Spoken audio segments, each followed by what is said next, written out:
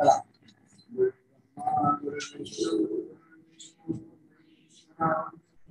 साक्षात् परब्रह्म तस्मै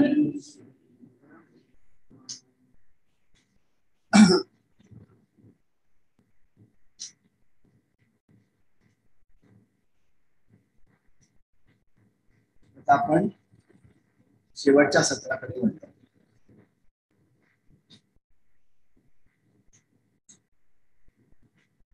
काल आपण सुरुवात केली त्यावेळेला हॉल अख्खा भरला होता. हळूहळू कळले पण हे नॅचरल आहे. कारण दादानी तेव्हा सांगितलं की त्यावेळेला सुद्धा अशी गाळणी लागली, बरीच काळजीतून सटकणार, फक्त जे टिकतील ते शेवटपर्यंत. याचा अर्थ असा नाही की बाकीच्या त्यांची कर्तव्य सुद्धा. परंतु आपण एक गोष्ट लक्षात ठेवून की ज्या वेळेला आपल्याला असा संमेलनाचा लाभ होणार असतो त्यावेळेला आपल्या बाकीच्या प्रापंचिक गोष्टी आपण प्रयत्नपूर्वक बाजूला ठेवतो. कारण हे जे ज्ञान आपल्याला त्यांच्याकडनं प्राप्त होत असतं ते त्या क्षणाला मिळतं. पुढच्या वेळेला तोच विषय जर घेण्याचा प्रयत्न केला तर ही माध्यमिकी बसायला त्याच्याकडनं वेगळीच विचारायला पाहिजे.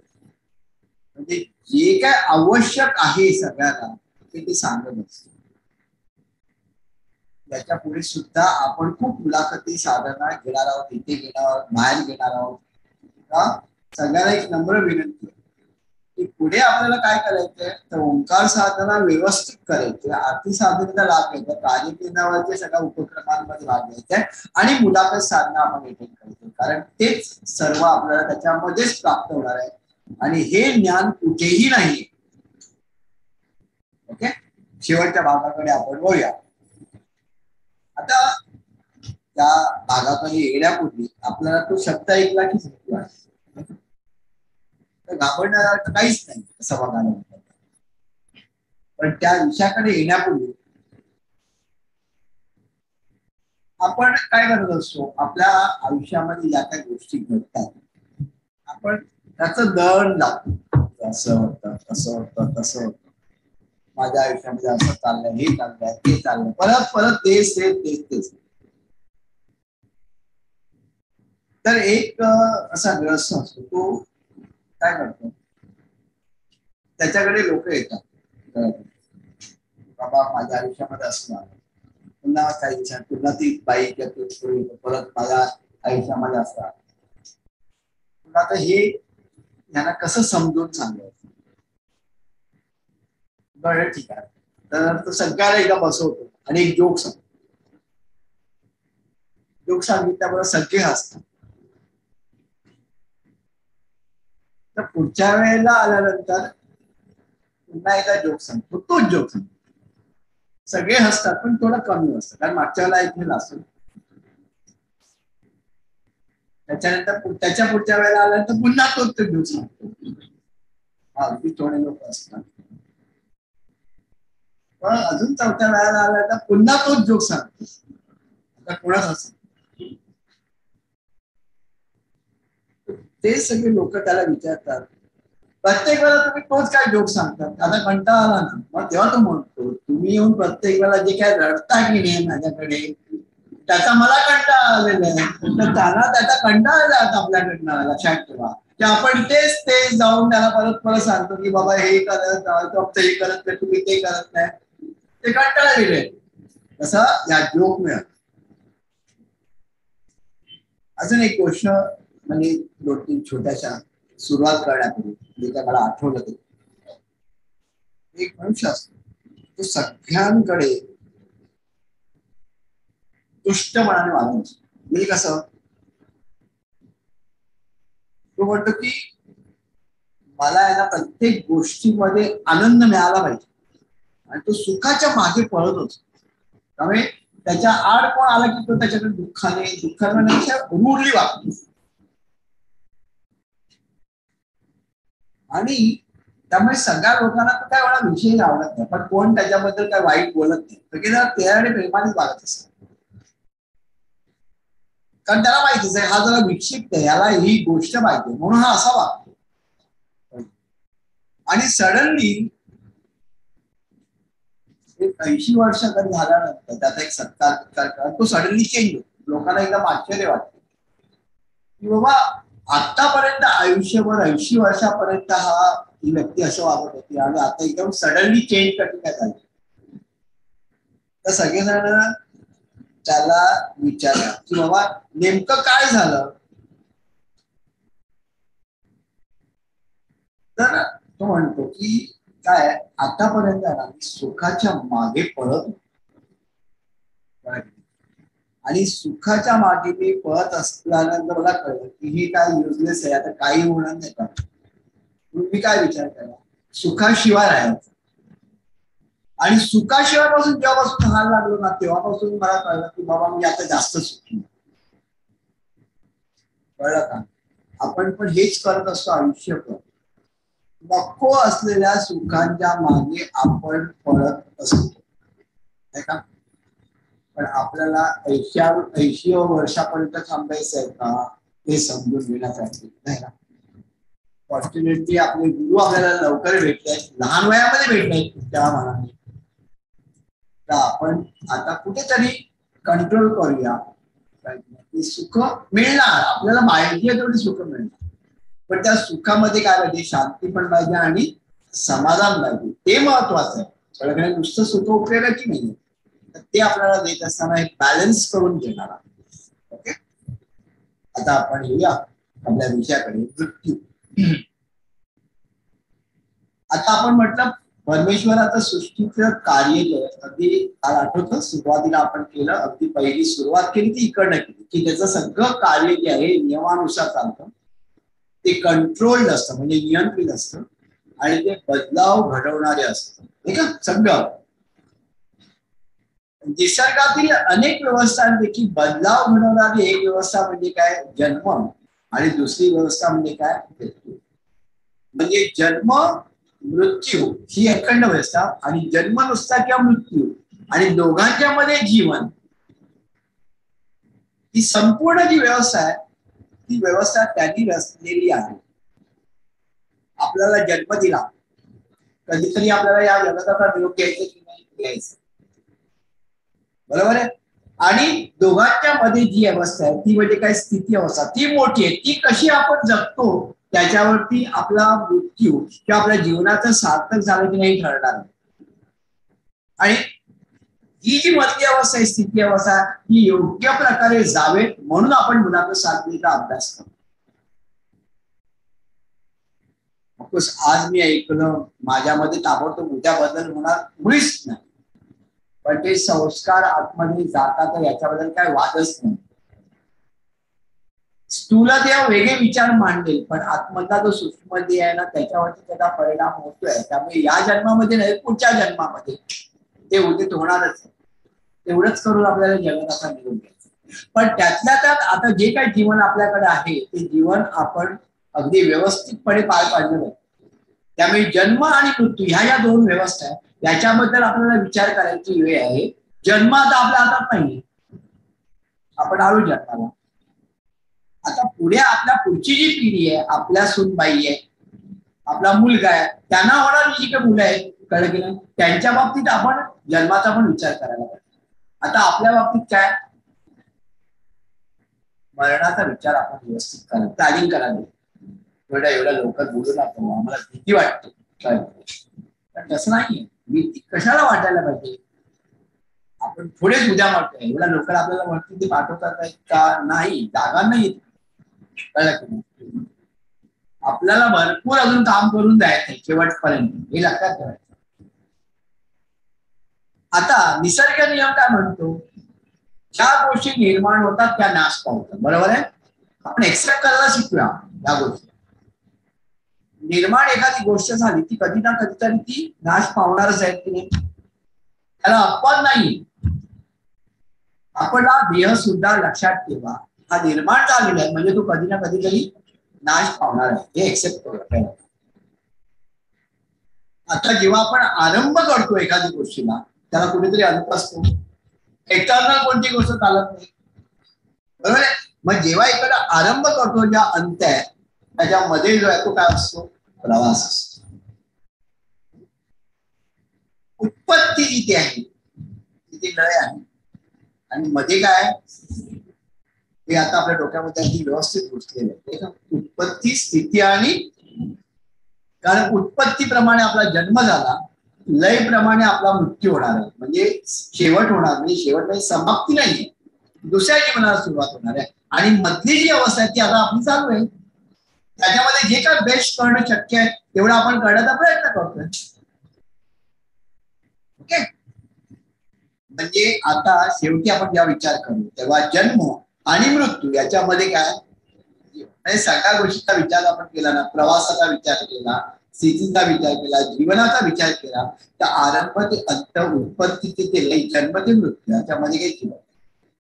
आता जन्माबद्दल आपण सुरुवातीला काल बराच अभ्यास केला नाही का, की काय काय होतं, तिसऱ्या महिन्यात काय होतं, 6व्या महिन्यात काय होतं, अमुक काय तमुक काय, जबाबदारी घ्यायची. स्थिती तर कालपासून आजपर्यंत स्थितीचाच अभ्यास चालला होता.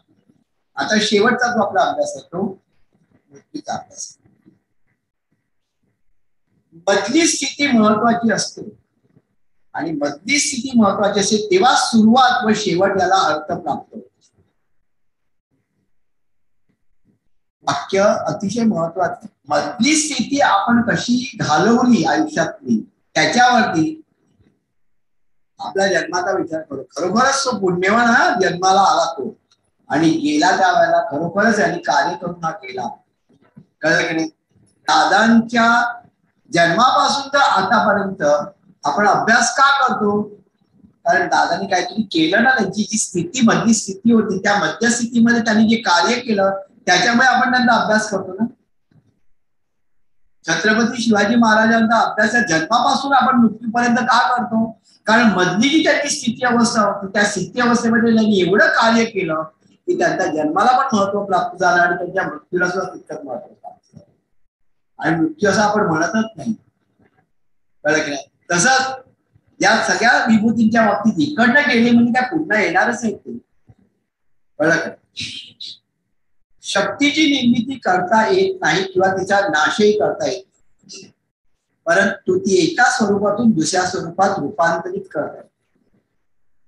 म्हणजे इंग्लिश मध्ये एक फेमस स्टेटमेंट आहे सायन्स मध्ये, energy can neither be created nor can it be destroyed, but it can be transform from one form to another.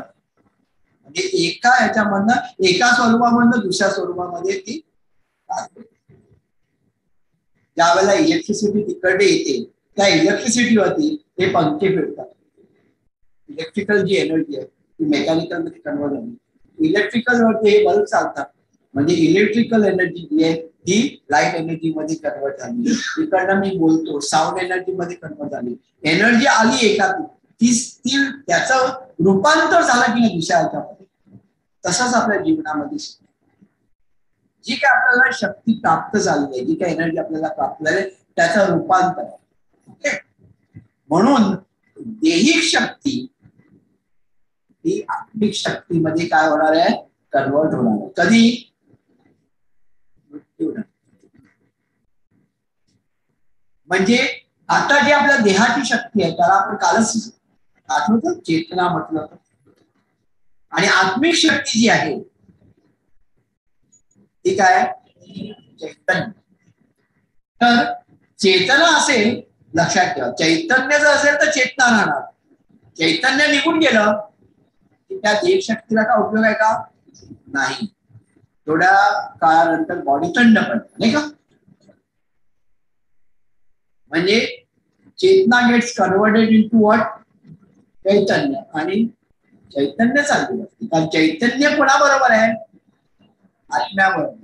चेतना कोणाबरोबर आहे, देह समजा की चेतना, त्याचं कन्वर्जन कुठे होणार, चैतन्यमध्ये, आणि चैतन्य चालू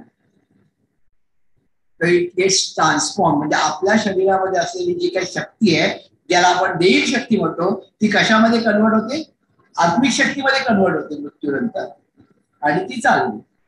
आणि दैहिक शक्ती गेल्यामुळे कुठची शक्ती राहत नाही, चैतन्य नाही, मग त्याला चेतनाला अर्थ नाहीये, ती कन्वर्ट झाली ऑलरेडी आणि नो एनर्जी.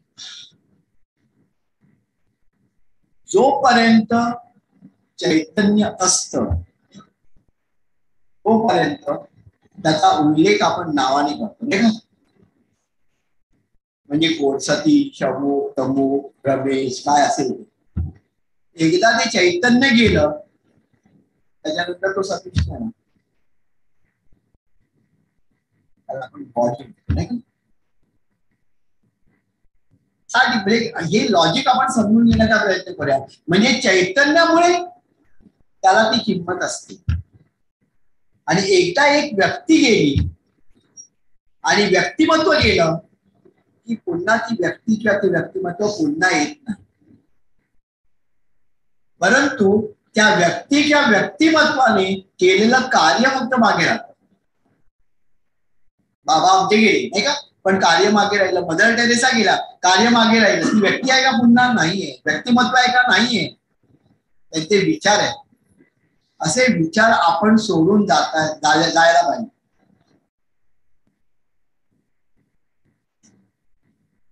आणि त्याच्या पलीकडे ज्या विभूती आहेत त्या सुद्धा गेल्या. त्या काय सोडून गेल्या, त्या आपल्या प्रत्येकाने आपापल्या पद्धतीने एक अंश सोडून गेले. काय म्हटलं ना, गंध तन्मात्र सोडून गेल्या. आणि ते गंध तन्मात्र कार्य करतं, लक्षात ठेवा. म्हणजे त्या विचारांच्या पलीकडचं. कारण आत्मा पहिल्यांदा आपला जीवात्मा, मग आत्मा, आणि त्याच्यानंतर परमात्मा. त्या परमात्मा अवस्थेमध्ये होती ती. आज तुम्ही सप्तलोकाचा अभ्यास केला की त्या पहिले जे 3 लोक आहेत तिथे नॉर्मल माणसं असतात. त्याच्यानंतर जे 2 आहेत तिथे दादाने आपली तरतूद केलेली आहे. तिथे सगळे लक्षात ठेवा, जरा व्यवस्थित असलेले म्हणजे मदर टेरेसा यांची अशा प्रकारची आत्महत्या असते. आणि त्याच्या पुढे जे 3 आहेत त्या 3 याच्यामध्ये दादा बिदा त्यांच्यासारखे असतात. त्याच्याही पलीकडे या विभूती आहेत सप्तलोकामध्ये. ओके. आता स्थूल देहिक अवस्थेचा जेव्हा आपण विचार करतो तेव्हा बाल्यावस्थेमध्ये काय करतो आपण, स्थूल देहाचं संवर्धन करतो. खाणं पिणं लहान असताना ना 15-20 वर्षाचे होईपर्यंत आपण काय करतो, स्थूल देहाचं संवर्धन करतो. मनाचा विकास करण्याचा प्रयत्न करतो, संस्कारांनी मार्फत. उपनयन शिक्षा होते, अमुक तमुक मनाचा विकास. आणि त्याच्यानंतर व्यवहारासाठी आपण शिक्षण घेतो. पुढे पोटा वगैरे व्हायला पाहिजे की नाही, त्यामुळे कॉलेजला जायला पाहिजे, शाळेमध्ये जायला तर शिक्षण हे आपण सगळं बाल्यावस्थेमध्ये करतो. असं समजा आपण 24-25 वर्षात. डॉक्टर अगर असेल तर थोडी असते, सर्वसाधारण एक 25 ते 30 वर्ष मॅक्सिमम. त्याच्यानंतर तारुण्य अवस्था. तारुण्य अवस्थामध्ये मुख्य काय तर कर्तव्य. कारण तारुण्य अवस्थामध्ये लग्न होतं, लग्न झाल्यानंतर मुलं होतात. म्हणजे त्याचं बायको त्या नवरा यांच्या पित्याचं कर्तव्य असतं, मुलांच्या पित्याचं कर्तव्य असतं, आणि त्याचे आई वडील समजा असतील त्यांच्या पित्याचं, आणि इतर समाजामध्ये सगळ्या लोकांच्या कर्तव्य मेन असतं तारुण्य अवस्थेत. कर्तव्य ही प्रत्येक अवस्थेमध्ये, पण खऱ्या अर्थाने जर बघितलं तर कर्तव्य ही तारुण्य अवस्था. लहानपणी पण कर्तव्य आहे, अभ्यास करा ते लहान मुलांचं कर्तव्य. पण बेसिक कर्तव्य जास्त जे तारुण्य अवस्थेमध्ये. उपासना त्यावेळेला लक्षात ठेवा, आपल्याला बॅलन्स ठेवण्यासाठी देवाला मी ओळखत नाही, अमुक नाही तमुक नाही, ती उपासना सुद्धा व्यवस्थित व्हायला पाहिजे. मी म्हटलं की मी 7व्या वर्षी देव मार्गाला लागतो, उपयोग नाही. दादाने सांगितलंय दात पडलेले आहेत, कळलं की नाही. आता समजा 7व्या वर्षी तुम्ही म्हणाला की मला बाबा आहे ना, मला ते हे आहे ना काजू बिजू मला नको आहे, आणि नको आहे काय खाताच येणार नाही, दातच नाही तर खाणार कसं, म्हणून तू म्हणतो. उपासना ही त्या वयामध्येच व्हायला पाहिजे. सुरुवात आपली बाल्यावस्थेमध्ये होती, पण प्रमुख जी उपासना आहे आपण सगळे आपण जरा थोडा जास्त आहे तुमच्यापेक्षा, पण मेजॉरिटी लोक जी आहेत ती मिडल एजेड लोक आहेत. तर तुमच्या दृष्टीने उपासना ही अतिशय महत्वाची. आणि सत्कर्म सेवन आपल्याला करता यायला पाहिजे, कारण त्याच कालावधीमध्ये आपण बरीचशी कर्म करत असतो, चांगली वाईट सगळ्या गोष्टी. मग त्यावेळेला जास्तीत जास्त सत्कर्म सेवन करता यायला पाहिजे. सत्कर्म सेवन म्हटलेल्या संचन नाही, म्हणजे आपण संचित करायचं नाहीये. सेवन म्हणजे आपल्या रक्तामध्ये उतरलं पाहिजे, तर ते पुढच्या पिढीकडे जाणार. ज्यावेळेला आपल्याला मुलं होतील त्यावेळेला आपलं जे सेवन केलेलं सत्कर्म आहे हे आपल्या वीर्याच्या मार्फत त्यांच्याकडे ट्रान्सफर होणार. हा दादांचा सिद्धांत. ओके. वार्धक्यावस्थेमध्ये काय होतं, वाचन आणि चिंतन व्हायला. म्हणजे याचा अर्थ असा नाही की आता वाचायचंच काही नाही, पण तेव्हा वेळ असतो थोडासा, आणि याची सवय जर आता लागली तर तेव्हा तसं वाटणार, करा बाबा आता मला सगळं झालेलं आहे, मला हे वाचू तर दे. पण मला जर त्याची आवडच निर्माण झाली नाही तर मी फक्त भटकणार बाहेर, बाकी काही करणार नाही. बिलियर्ड्स खेळायला जाणार, बाकीच्या गोष्टी करायला जाणार, क्लब मध्ये जाणार. हे पण करायला पाहिजे वार्धक्य अवस्थेमध्ये फिट राहण्यासाठी, पण त्याच्याबरोबर वाचन आणि चिंतन व्हायला पाहिजे. कारण ह्या गोष्टीचा बॅलन्स राहिला तर मृत्यू जो त्याच्यानंतर अप्रोच आपण करणार आहोत त्याची पूर्वतयारी हळूहळू होणार. आणि आहार नियंत्रण, उपासना आणि कर्तव्य पूर्तता, कळलं की नाही. म्हणजे 60व्या वर्षी किंवा 70व्या वर्षी समजा मला असं वाटतं, दादाच उतारलं माझं नाही पुन्हा सांगतो, सकाळी समजा बायकोनी मटण केलं, कळलं की नाही, आणि मस्त काम आलं, आणि बायको झाली एक वाटी माझ्यासाठी संध्याकाळी काढून घ्या माझं.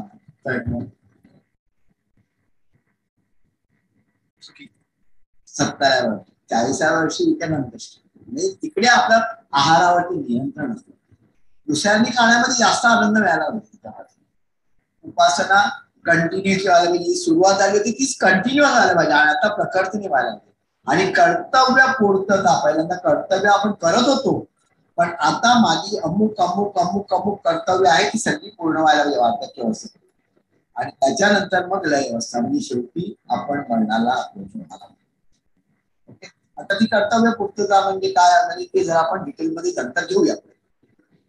आता जन्म व मृत्यू म्हणजे आत्म्याची स्थित्यंतर आहे, कळलं ना. आत्मा मरतो, मरतो काय, आत्म्याला काय म्हणतो आपण, अविनाशी. जर तो मरतच नाहीये, त्याला मृत्यूच नाहीये, तर तो जन्माला येतो का, नाही. साहजिकच आहे ना, तो अविनाशी आहे, कळलं की नाही. मग त्याला मरणच नाही, म्हणजे याचा अर्थ तो फक्त आपलं रूप बदलतो ना, म्हणजे त्याचं स्थित्यंतर होतं ना फक्त. म्हणजे मरण तसं नाहीये, आपल्या देहाला किंमत आहे का, तो आत्मा आतमध्ये, आत्म्याने ठरवलं की नाही आता मला भरपूर झालं या देहात, मी चाललो, तो पाहिजे. कळलं की नाही. म्हणजे मृत्यू आणि जन्म हे आत्म्याची स्थित्यंतर आहे, फक्त चेंज आहे. आणि आपण काय म्हटलं, निसर्गाचा नियमच आहे बदलाव घडवणारे, असा बदलाव आहे. आपण असा विचार करू की हा बदलाव आहे, म्हणजे तेवढं सोपं नाहीये. का सोपं नाहीये, पुढे जन्म किंवा मृत्यू ह्या जरी घटना म्हणजे इन्सिडेंट किंवा प्रसंग म्हणजे हॅपनिंग असते, तरी त्यांची पूर्वतयारी आवश्यक असते.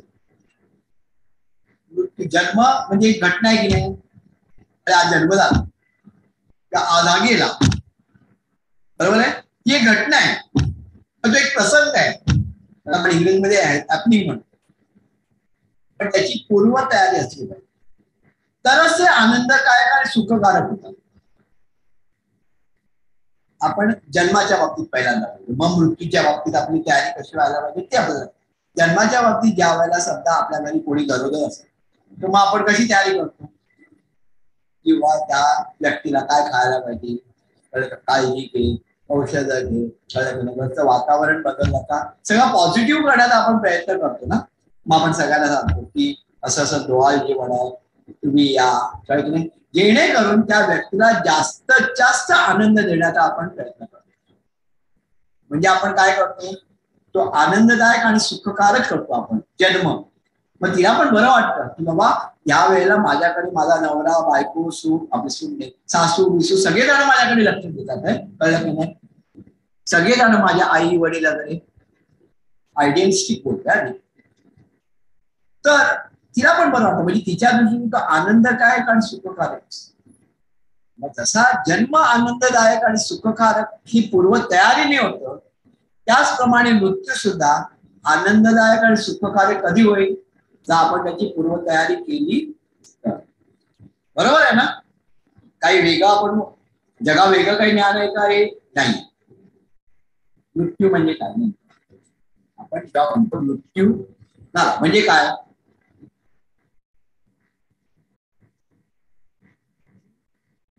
बरं जन्म झाला आपण म्हणतो ना, जन्म जन्म म्हणजे नेमकं काय? कोण येतो, कोणाबरोबर जातो, कोण कोण कोण कोण कोणाला भेटतो? सुरुवातीला सांगितलं, काल सांगितलं, आत्मा येतो. कोणाला भेटतो? द्या. आत्मा आणि देह असं म्हणूया. आत्मा आणि देह एकत्र येतात आणि त्यांच्या जोडीला कोण असं? मग आत्मा आणि देहाला जीवन व्यतीत करण्यासाठी काय लागतं? कर्म लागतं. म्हणजे आत्मा देहाबरोबर येतो, एकरूप होतो, त्याच्यानंतर जन्म होतो. आता जर आत्मा देहापासून विभक्त झाला म्हणजे मृत्यू की नाही? म्हणजे एकत्र आला तर जन्म, विभक्त झाला तर मृत्यू. म्हणजे जेव्हा शरीर व आत्मा विभक्त होतात तेव्हा मृत्यू होतो. छोटी गोष्ट आहे की नाही? मृत्यू म्हणजे काय? आपला आत्मा. आपला आत्मा म्हणजे काय? आपणच. काय की नाही? देह जळजळ झालेलं आहे, जाऊ दे ना, आपण पुढच्या आयुष्याला चालतोय ना. कुठे दुःख होतं, कुठे आपण अडकतो बघूया आपण. या शरीर आणि आत्मा विभक्त होतात तेव्हा मृत्यू होतो. नादुरुस्त झालेल्या देहाचा त्याग जेव्हा जीव आत्मा करतो तेव्हा मृत्यू होतो. नादुरुस्त म्हणजे काय? आता बाबा याच्यामधनं हे शरीर जास्त कुठच्याही कामासाठी त्याच्या नाही आहे हे जेव्हा कळतं तेव्हा तो त्याला सोडतो. म्हणजे असं नाही काय बेवारशासारखा सोडत नाही, तो शेवटपर्यंत सगळ्या गोष्टी करतो, त्याचा पूर्ण करतो आणि मग निघतो. हे लक्षात ठेवा. पण त्याला कळतं आता याला लिमिटेशन आहे, कारण तो पंच महाभूत तत्वांचा देह आहे. तो तशा अर्थाने असणार नाहीये. कोणता देह? बाहेरचा, म्हणजे स्थूल देह. जेव्हा आपण देह म्हणतो तर देह आहे, पण आत्माला सूक्ष्म म्हणजे तोच आहे ना, आत्मा स्वतःच आहे ना. त्याच्या आतमध्ये देव आहे, तो कारण देव तोच आहे ना, त्याच्याबद्दल नाही म्हणत. नादुरुस्त जेव्हा झालेला हा देह आहे त्याचा त्याग जेव्हा जीव म्हणजे आत्मा करतो तेव्हा मृत्यू. मृत्यू अमंगल किंवा अशुभ असं काहीच नाही. अमंगल किंवा अशुभ असं काहीच नाही. आपल्याला आलेली वाईट गोष्ट झाली, वाईट गोष्ट झाली की आपल्या दृष्टीने निश्चितपणे ती गोष्ट वाईट असते. कारण का आता काय काय वेळेला जेव्हा मृत्यू होतो त्यावेळेला ते वय जायचं नसतं. 90व्या वर्षी समजा एखादी व्यक्ती गेली, अजून 90व्या वर्षाच्या नंतर अजून काय करणार होतो? काहीच करू शकत. कॉन्ट्रीब्युशन काय? पॉझिटिव्ह कॉन्ट्रीब्युशन टुवर्ड्स लाईफ करणारी असती तर आपण विचारू, पण ती हसती खेळती व्यवस्थित असताना समजा गेली तर त्याच्यामध्ये आनंद व्हायला पाहिजे ना आपल्याला. आपण त्यांच्या प्रित्यर्थ सगळी कर्तव्य शेवटपर्यंत केली हे समाधान आपल्याला असलं पाहिजे की मी शेवटपर्यंत केलं. त्या निवडणुकीच्या हॉस्पिटलमध्ये डंप नाही केलं किंवा आपण मारून नाही टाकलं, वृद्धाश्रमामध्ये नेऊन नाही टाकलं, आम्ही सेवा केली आम्ही. आणि साहजिकच अटॅचमेंट असल्यानंतर तसं दुःख होणारच. त्यामुळे मृत्यूत अमंगल किंवा अशुभ असं काहीच नाही. एक गोष्ट सांगावीशी वाटते, वंदनीय दादांचा म्हणजे वंदनीय दादांचं ज्या निधन झालं त्यावेळेला तो दिवस आपण काय म्हणून साजरा करतो? शुभ दिन. म्हणजे मोठ्या ज्या व्यक्ती असतात त्याला त्या दिवसाला काय म्हणतात माहिती का? दुसरा शब्द काय? पुण्यतिथी. पुण्यतिथी लक्षात ठेवा. म्हणजे ती तिथी पुण्य आहे, म्हणजे मंगल आहे ती. आपण फक्त बघत असतो ते फक्त कोणाकडे बघतो? त्या देहाकडे बघतो आणि ठरवतो अरे अमंगल आहे.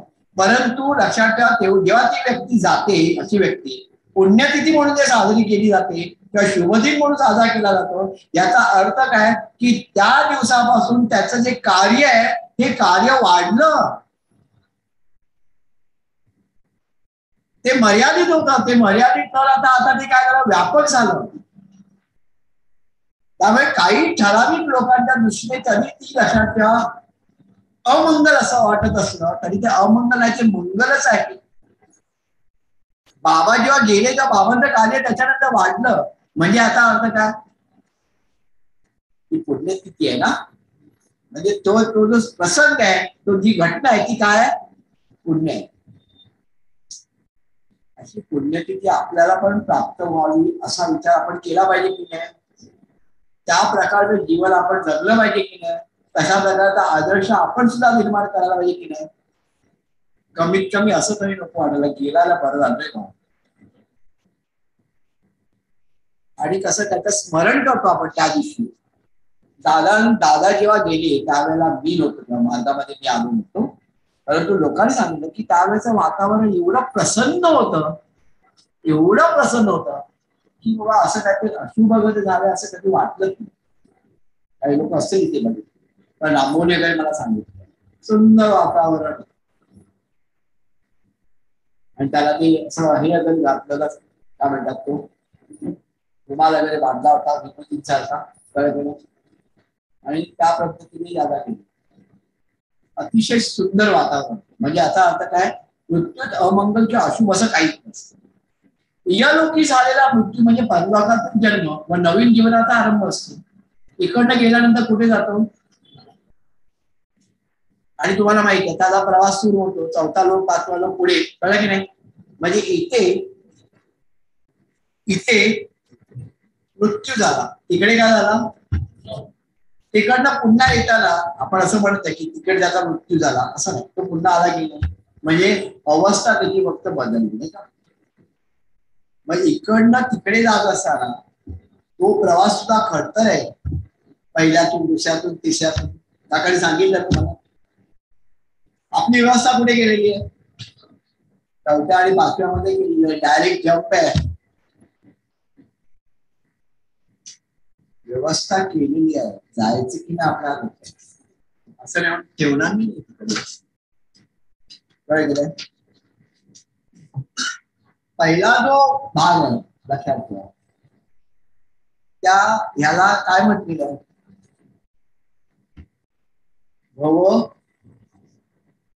भवसागर. भवसागर आहे तो पहिला, बुवा श्वासा, तो पण नाही.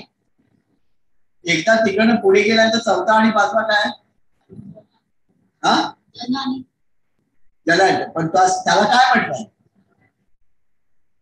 कृपासागर, दयासागर आहे तो पुढचा. आता मृत्यू कधी येतो, पुढे जाऊया, यायच्या वेळेलाच येतो, काय केलंय, आणि जन्माचे प्रारब्ध संपले इथे लिहिलेले आहे, म्हणजे परिपक्व झाले की मृत्यू येतो. आता काल आपण एक गोष्ट बघितली, तशी अजून एक गोष्ट की मनुष्य देवाला प्रसन्न करून देतो, आणि देवाला देव विचारतो तुला काय पाहिजे, तर तो देवाला विचारतो मला मृत्यू कधी येणार. देव म्हणतो मला माहिती, मला पाहिजे तेव्हा येईल का, देव म्हणतो सांगता येईल. देवाला उलटा प्रश्न, तुला प्रसन्न करून घेऊन काय फायदा मला. देव म्हणतो अटळ आहे आणि त्याच्यामध्ये मी हस्तक्षेप करू शकत नाही. बरं, मग तो म्हणतो बरं तू एवढं तर सांगू शकतो का, येण्यापूर्वी किती दिवस आधी येणार, खूप दिवस मला पाहिजे, ते तुम्हाला आधी खूप आधी सांगतील का. तो म्हणतो बरं हे मान्य केलं खूप दिवस आधी, आणि म्हणतो बरं, आणि तो म्हणतो ठीक आहे एवढं जरी मला वरदान मिळालं तर, आणि मग तो मजा करायला सुरुवात. काय विचार नाही करत, आपल्याला देव मस्तपैकी आधी खूप आधी सांगणार, आणि त्यामुळे आपल्याला फक्त व्यवस्थित तयारी करायला वेळ मिळणार, आणि तो मजा करणार. आणि मजा करत असताना खाणं पिणं झोपणं का वाटेल ते करत. एक दिवस याला रात्री अपचन डॉक्टर औषध येतो ठीक आहे चालेल परत 2-3 महिने जातात. मग रात्री झोपणं उशिरा उठणं अमुक तमुक ब्लड प्रेशर ब्लड प्रेशर वाढायला कंट्रोल ही गोळी. पुन्हा जो ब्लड प्रेशर कंट्रोल मध्ये आला की पुन्हा मजा करतो. डायबिटीस डॉक्टरकडे गेलो मला डायबिटीस आहे अजून काय पण तो मजा करायचं सोडत नाही कारण त्या देवाने सांगितलेलं असतं मी तुला आधीच सांगणार.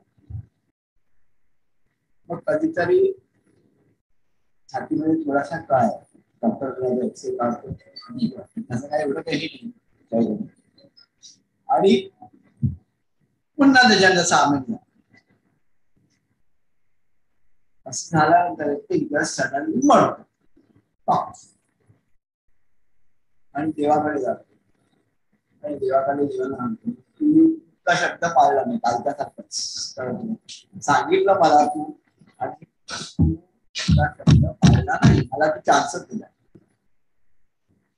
तेव्हा देव म्हणतो अरे मी किती वेळा प्रयत्न केला पण तू ऐकलं तू अप्रचलित मला चालेल आणि काय काळजी घे. त्याच्यानंतर तुझं प्रेशर वाढतं तो काळजी घे. मग डायबिटीस दिला काळजी घे. तुझ्या छातीमध्ये कळा तू घेतला नाही त्याला मी काय करणार कळलं की नाही म्हणून मी त्या मृत्यू अटळ आहे कळलं का मृत्यू टाळता येत नाही हे आपण एक्सेप्ट करायला पाहिजे. पुढे मृत्यू हा सांगून येत नाही हा सर्वात ग्रेटेस्ट आहे कळलं की नाही त्याच्याबद्दल ती गोष्ट सांगून येत नाही त्याला पाहिजे होता बरोबर सांगून. त्याच्यानंतर मृत्यू अटळ आहे त्यामुळे मृत्यूचा प्रसंग सुखकारक करायचा की दुःखकारक करायचा हे आपण ठरवायचं असतं. ही गोष्ट घडणार आहे हे आपण एकदा एक्सेप्ट केल्यानंतर आता त्याच्याबद्दलचं प्लॅनिंग आपण प्रॉपरली केलं तर ते सुखकारक होणार नाही केलं तर दुःखकारक होणार नाही का. तर याच्याबद्दलची अजून एक गोष्ट बुद्ध हे असं त्याच्यात एक बाई असते ती बाई बुद्धाविषयी सगळ्या गोष्टी ती बुद्धाचा आहे ते सगळं करते आणि बुद्धाचं मार्गदर्शन नेहमी घेत असते.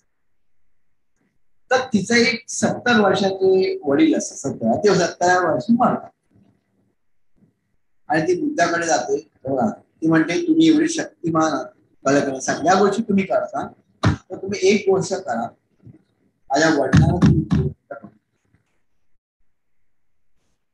आता त्या बाईची भक्ती असते बुद्धाला तसं नाही म्हणता येत म्हणतात की बाबा तिला हे सगळं समजायचं कसं जीवनाबद्दल ते म्हणतात एक काम कर तू एक काम कर ते आता झोपलेत की नाही कसे त्याला आपण जेवण घालू पण ते जेवण कुठं आणायचं माहितीये का तू इकडनं जा सगळीकडे प्रत्येक घरामध्ये जा आणि अशा घरामध्ये जेवण घेऊन ये की जिथे अजून पण एकही मृत्यू झाला नाही आणि मग ते जेवण आपण त्याला भरूया आणि त्याच्यानंतर ते उठतात की नाही ती जाते त्या घरात परत येते आणि म्हणते किंवा असं कोणतंच घर सापडत नाही तेव्हा ते त्याला समजून सांगतात की जे अटळ आहे ती गोष्ट टाळता येते का नाही टाळता येते त्यामुळे त्यांचा प्रारब्ध संपलेला आहे आपण त्याला जिवंत करू शकत नाही हे लक्षात ठेव. जर अशी एवढ्या कुटुंबामध्ये तुला एकही कुटुंब सापडलं नाही तर तुझं कुटुंब एक्सेप्शन होऊ शकेल का त्याला नाही ना.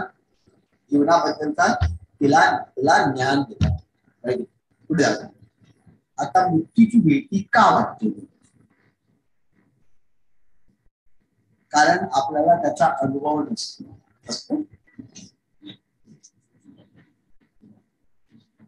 एखादी गोष्टीचा अनुभव स्वतः आला असेल तर गोष्ट वेगळी तर आपल्याला त्याचा अनुभव नसतो. आधीच्या जन्मातील दुःखद आठवणी असतात मृत्यूच्या वेळेच्या त्याच्यावरती राहिलेले असतात. त्यावेळेला त्यावेळेचे विरह मरताना रडलेले लोक, अमुक तमुक, मेल्यानंतरचे सगळं त्याच्यावरती असतं. त्यामुळे या दुःखद आठवणी असतात आमच्या जगात. जगताचा मोह असतो. सोडून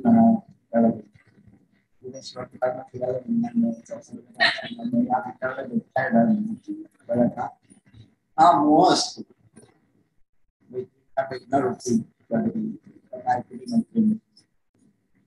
सगळ्या गोष्टींमध्ये अट्रॅक्शन असतं. वियोगाचं दुःख असतं.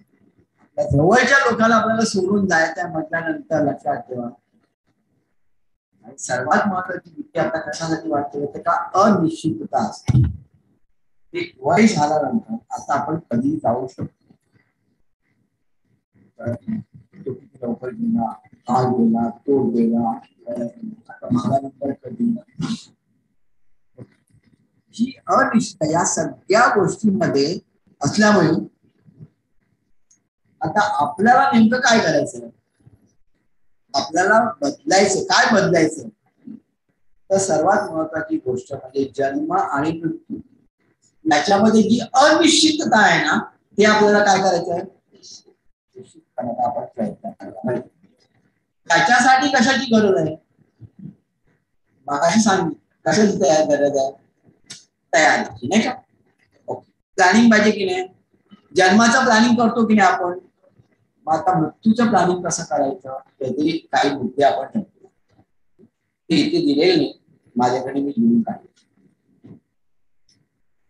पहिल्यांदा म्हणजे काय माहिती का, वार्धक्य अवस्थेमध्ये स्वतःच्या घरी पेइंग गेस्ट सारखं राहण्याचा प्रयत्न करायचा. पेइंग गेस्ट म्हटल्यानंतर ते माझं घर नाहीच, मी तुझ्या घरामध्ये राहतोय, तुला सांगायचं, कळलं की नाही. माझ्यासाठी जे काही लागणार त्याची तरतूद आहे माझ्याकडे, पण हे माझं नाहीये, हे तुझं आहे. तुझ्याकडे मी पेइंग गेस्ट म्हणून राहतो, मनाची कशी कर. पेइंग गेस्ट म्हटल्यानंतर माझी जबाबदारी पण नव्हती, जबाबदारी त्याच्यावरती टाकली की नाही, फक्त आर्थिक सोडून, आर्थिक तुला ठीक आहे तेवढं माझ्या बँकेमध्येच काळजी करतो, बाकी मी पेइंग गेस्ट आहे, मला 2 वेळचं जेवण द्यायचं, त्याचे पैसे देणार, कळलं की नाही. आपल्या आतापर्यंतच्या जीवनाच्या घडवणुकीत ज्यांचा हातभार लागलाय त्यांचे स्मरण करून आपल्या परीने परतफेड करण्याचा प्रयत्न करणे, नम्रपणे.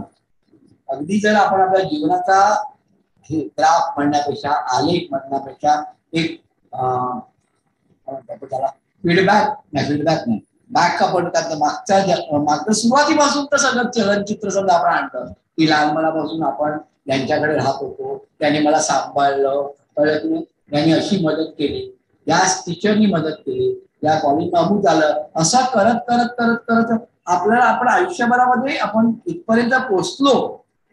त्यावेळेला मी अडकत होतो, कळत नाही, मला शिक्षणाला यांनी मदत केली, मला या पेशामध्ये यांनी आणलं, कुठेतरी आपण परतफेड करण्याचा प्रयत्न करायचा. ओके, आपल्याला जे ज्ञान प्राप्त झाले ते दुसऱ्याला देऊन मोकळं व्हायचं. हे समजा एखादा शिक्षक असेल तर शिक्षकाला जे काही ज्ञान प्राप्त झालं त्यांनी इतर विद्यार्थ्यांना ते देऊन, त्यांनी तसं शिक्षण दिलेलंच आहे, परंतु समजा अजून काही शिक्षक त्यांनी तयार केले की ज्याला आपल्याला जे काही प्राप्त झालेलं ज्ञान त्याला देऊन टाकले की बाबा बघ हा माझा अनुभव. एखादी समजा गृहिणी असेल, सुंदर जेवण करणारी असेल, 70-80 वर्षी, तिने काय करायला पाहिजे, तिची सून म्हणा, सुनीच्या मैत्रिणी, इतर कोणी, बाकीची मावशीची मुलगी, अमुक तमुक, बहिणीच्या मुली, सगळ्याच्या यंगर जनरेशन आहे, त्याला एकत्र करून त्याला ते ज्ञान दिलं जातं.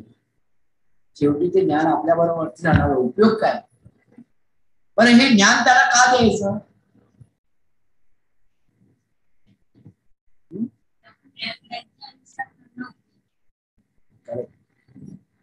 कारण एक गोष्ट लक्षात ठेवा,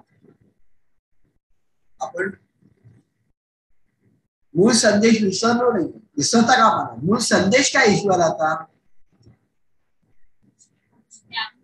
या जगात सुलभतेने आपला निरोप घ्यायचा आहे ना, पण तत्पूर्वी आपल्याला जे काही ज्ञान प्राप्त झालं ते इतरांना देऊन या जगात आता निरोप द्यायला पाहिजे.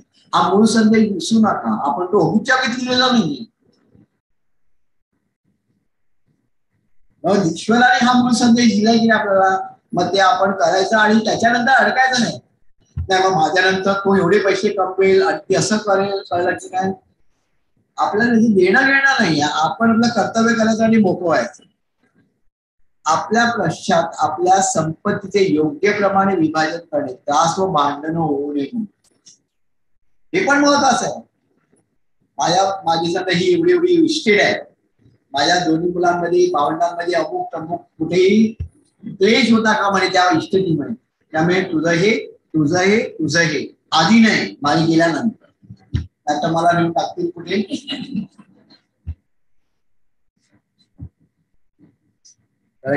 म्हणजे मला काय म्हणायचं, त्याचं प्लॅनिंग पण प्रॉपर पाहिजे. शेवटी काय, आफ्टर ऑल तुमचीच मुलं आहेत. विचार एका बाजूला, विचार पटत असेल नसतील, पण त्याच्यामध्ये त्याचा काही वाटा आहे, तो वाटा त्याला द्यायलाच पाहिजे. एका वेळेला आपण असं रागाने असं म्हणतो ना, 1 पैसा तुला देणार, सगळं दान करून द्या, अयोग्य ते. एवढी मुलं काही वाईट नसतात, परंतु त्याच्याबरोबर आपलं हे सुद्धा कर्तव्य आहे की माझ्याकडे समजा एक 10 रुपये असेल, 2 रुपये मुलाला दिले, 4 रुपये बायकोला दिले, तर 1 रुपया तरी कुठल्या तरी समाजासाठी आपण खर्च करायला पाहिजे की नाही. याचं सगळ्याचं प्लॅनिंग आपण केलं पाहिजे. सर्वात महत्वाची गोष्ट म्हणजे काय, दिलेल्या जन्माबद्दल, त्याच्यानंतर जीवनाबद्दल परमेश्वराचे आभार मानून प्रत्येक दिवशी, प्रत्येक दिवस, आता जो मी काढतोय हा तुझ्या कृपेने मी काढतोय. तुम्हाला जे काय दिलेलं आहे, जीवन जे काय दिलेलं आहे ना, त्याच्याबद्दल खरोखर आभारी आहे आणि मी सज्ज आहे.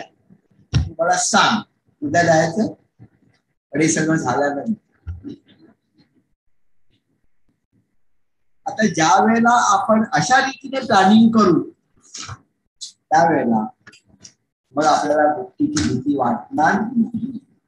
कारण मृत्यू म्हणजे बेसिकली काय, स्थित्यंत. आपल्या बाबतीत काय होतं, आपण बऱ्याचशा गोष्टीमध्ये एवढ्या प्रमाणात अडकतो ना की आपण ह्या असा प्रकारचा विचारच करायला पोहोचत. एक प्रोफेसर असतो, तो आपल्या स्टुडंटला जीवनाबद्दल जे धडे देत असतो, तो या प्रोफेसर तर सगळ्या स्टुडंटचा फेवरेट प्रोफेसर असतो. आणि त्याच्यानंतर मग खूप वर्षानंतर ते ठरवतात त्या प्रोफेसरला जाऊन भेटायचं.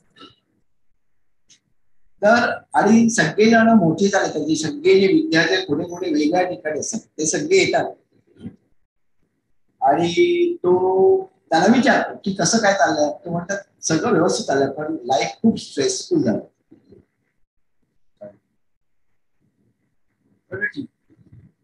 ऐकतो, सगळ्यांकडे बोलतो आणि मग काय करतो, एका 15-20 ते विद्यार्थी असतात त्याचे, मोठे मोठे कप मध्ये कॉफी घालतो आणि नंतर कॉफी घ्या.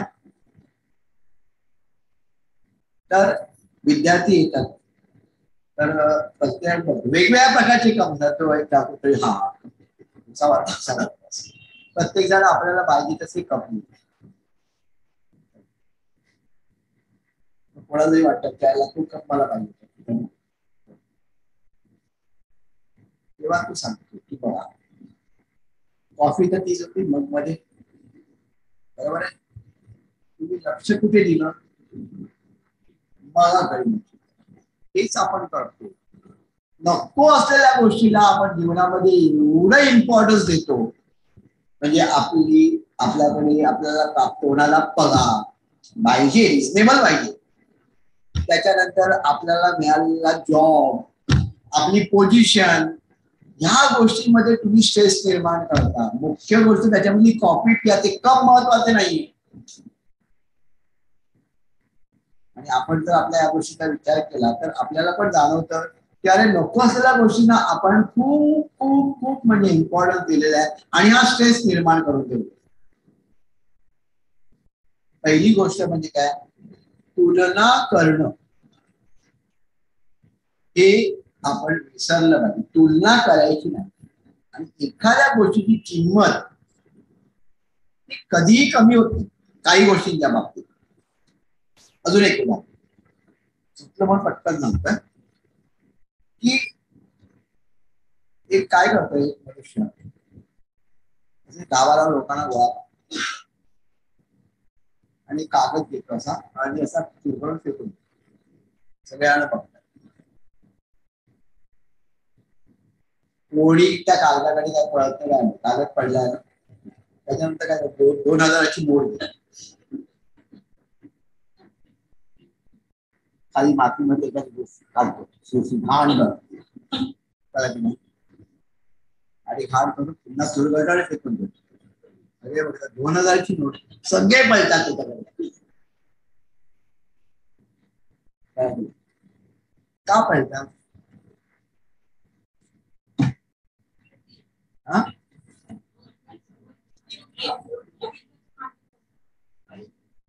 कारण ती त्याच्या धुळीमध्ये मिसळली आहे म्हणून ती किंमत नाही ना कमी झाली. कागदाला व्हॅल्यू आहे का? नाही. पण त्या 2000च्या नोटीला किंमत तशीच जाईल ना, किती दूर बसली तरी. तसंच आपल्या जीवनाचं आहे, लक्षात ठेवायचं. आपल्याला त्यांनी दिलेलं जीवन आहे, वरती जरा काय काय घाण बीण बसलेली आहे, पण किंमत आहे आतमध्ये. कळलं का? ही किंमत आपल्याला कळली पाहिजे की आपल्या याची किंमत किती आहे. चला तुमच्या विषयाकडे वेळ राहिलाय. लवकर. बाहेरील व वंदनीय दादांच्या मार्गातील फरक काय? आता आपला मार्ग आणि बाहेरच्या मार्गामध्ये काय फरक? आता आपण दादांच्या मार्गाकडे येऊया आणि दादांच्या मार्गाविषयी आता थोडंसं बोलूया. तत्वज्ञान संपलं. या जन्मात प्रत्येक मानवाला संपत्ती, संतती, विद्या, आरोग्य व समाधान ही सुखे हवी असतात. आपल्याला जन्माला घालताना जेवढे अत्यावश्यक आहे तेवढे सर्व विधात्याने दिलेले आहे. आता ताबडतोब तुम्ही ओढून सांगू नका नाही आमच्याकडे हे सगळं नाहीये ना, कळलं की नाही? बरोबर. पण आपण असं समजून आलं, समजतोय की नाही का नाहीये म्हणून? कारण आहे ना त्याला. बरोबर आहे. म्हणजेच काया वाचा मन कर्मेंद्रिय ज्ञानेंद्रिय आत्मा व बुद्धी या सर्व गोष्टी दिल्या. त्या दिल्या की नाही? काया वाचा मन. अजूनपर्यंत त्या विकसित न झाल्यामुळे मला जाणवत आहे की बाबा हे माझ्याकडे नाही, ते माझ्याकडे. एकदा या सगळ्या गोष्टी विकसित झाल्यानंतर मला जे काय मिळालेलं आहे एवढं मला माहिती आहे की आज मी व्यवस्थित जेवू शकतो, घरामध्ये राहू शकतो, अंगावरती चांगले कपडे आहेत, बस. त्याच्या पलीकडे नसायला पाहिजे. हे मला कधी समाधान निर्माण होईल? जेव्हा माझ्या काया वाचा मनाची तेवढा विकास झालेला असेल. मला नेहमी असं वाटतं की आता मला 40,000 पगार आहे, मी लग्न केलेलं नाही, मला पुढे माझं आयुष्य घालवायचं तर मला आता 7,000 1,00,000 पाहिजेच. कळलं नाही? आपल्याला कशाला पाहिजे करायचं? तो देणार व्यवस्थित त्यावेळेला पाहिजे.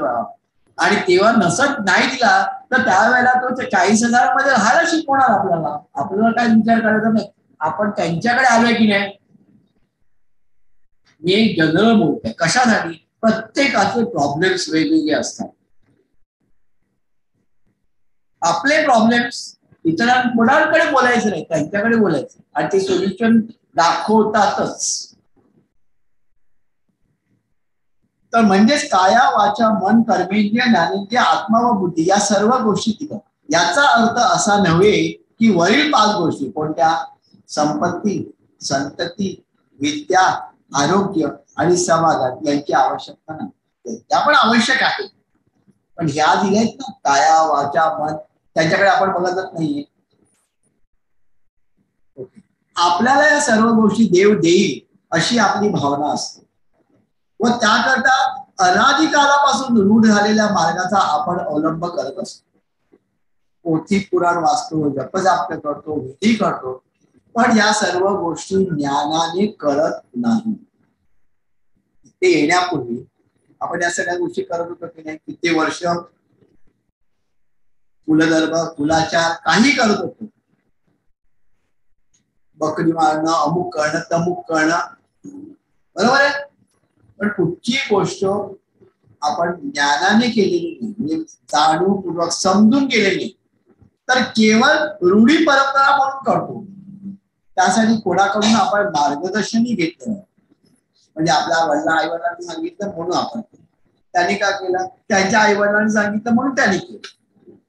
म्हणजे याचा अर्थ ही जी परंपरा चालू आहे, रूढी परंपरा, त्याप्रमाणे आपण मार्गदर्शन करतो. आणि एवढं केल्यानंतर आपल्याला आनंद मिळतोय का, आपल्याला सुख मिळतंय का? नाही. तर आपण इथे आलोच नसतो. आपल्याला कुठेतरी अडचण आपल्या आयुष्यामध्ये निर्माण झालेली आहे, त्याच्यामुळे आपण इथे आलो की नाही. आपल्या आयुष्यामध्ये जी अडचण निर्माण झाली आहे ना, त्याचे आपण आभार मानले. काही असेल ते, प्रत्येकाची अडचण वेगवेगळ्या कारणामुळे असेल, पण त्याचे आभार मानले पाहिजे. पुन्हा माझं वाक्य नाही, दादांचं. दादा म्हणतो, कारण त्याच्यामुळे त्यांची भेट झाली, त्यांच्या चरणात आपण आलो का, कारण ही आयुष्यामध्ये काहीतरी अडचण निर्माण झाली.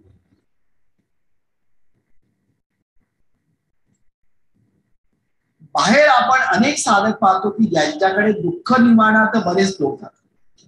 इथे येण्यापूर्वी आपण सुद्धा बाहेर गेलो होतो, कोणाकडनं आरती घेतली, कोणाकडे अजून घेतलं, पूजा केली, आपण केलं. हे साधक आलेल्या भक्ताचे कर्म बाजूला करून तेथे आपली कृपा ठेवतात व त्या भक्ताचे बरेचसे काम ते काय करतात, त्यांच्या शक्तीने त्याचं जे कर्म आहे त्याच्याबद्दल त्याला बाजूला करतात असं, आणि आपली कृपा तिथे ठेवतात. पण बाजूला ठेवलेली कर्म त्या भक्ताच्या जवळच असतात, की ते कर्म ते त्याचं निरसन नाही करत, तिथेच असतात. दुःख दूर झाल्यावर जर त्याला दुःख निवारण निर्देशित केलेल्या उपासनाने दुर्लक्ष केले, तर लगेच ती कर्म त्याच्या जीवनात पुनः येऊन दुःख निर्माण करतात. म्हणजे इथे कृपा आहे, कर्म बाजूलाच बसलेली आहे, येत त्या जवळ, काही ते कृपा आहे. ही कृपा काय कधी आहे, जोपर्यंत त्यांनी सांगितले उपासना मी करतो तोपर्यंत. मुमेंट आय स्टॉप दिस, पुन्हा अटॅक. आपल्या मार्गामध्ये काय केलं जातं, काय काकांनी सांगितलं, कर्म काय त्याचं विमोचन केलं जातं, मुळासकट त्याला काढलं जातं, पुन्हा यायचा प्रश्नच येत नाही, पुन्हा आघात करण्याचा प्रश्न नाही येत पुढे. लक्षात ठेवा, हा मुख्य फरक आहे. परंतु परमपूज्य बाबांजवळ आपण आल्यावर व त्यांना आपले दुःख सांगितल्यावर बाबा एकंदरीत कौटुंबिक कर्माचा विचार करतात व त्यानुसार विमोचन करतात. मी आलो, तुम्ही आला, एकट्याचा विचार नाही होणार. कुटुंबामध्ये कोण कोण आहे, सगळ्यांचा विचार होणार, सामुदायिक सगळ्यांचा विचार होणार. आणि त्याच्यानंतर निराकरण अशा रीतीने सुचवलं जाणार की तुमचं तर काम होईलच, परंतु कुटुंबाच्या इतर व्यक्तींचं सुद्धा काम होणार, कारण एकमेकांचे ऋणानुबंध एकमेकांमध्ये जोडलेले आहेत ना. मग ते ऋणानुबंध मोकळे झाल्याशिवाय काम होईल का? ऋणानुबंधांमध्ये तुम्ही अभ्यासलेला आहे, त्यामुळे कौटुंबिक कर्माचा विचार करतात व त्यानुसार विमोचन करतात.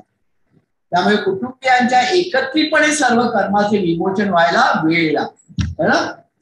सगळ्यांचं काम करायचं म्हटल्यानंतर वेळ लागतो की नाही, आणि आपल्याला काय पाहिजे, असं फटाफट व्हायला पाहिजे. पण हे जर आपल्याला कळलंच नाही तर आपण पण तीच अपेक्षा ठेवणार. त्याच्यासाठी मुलाखत साधलेला यायला पाहिजे, तेव्हा आपल्याला काय पाहिजे, सबुरी ठेवायला पाहिजे, म्हणून वेळ लागतो.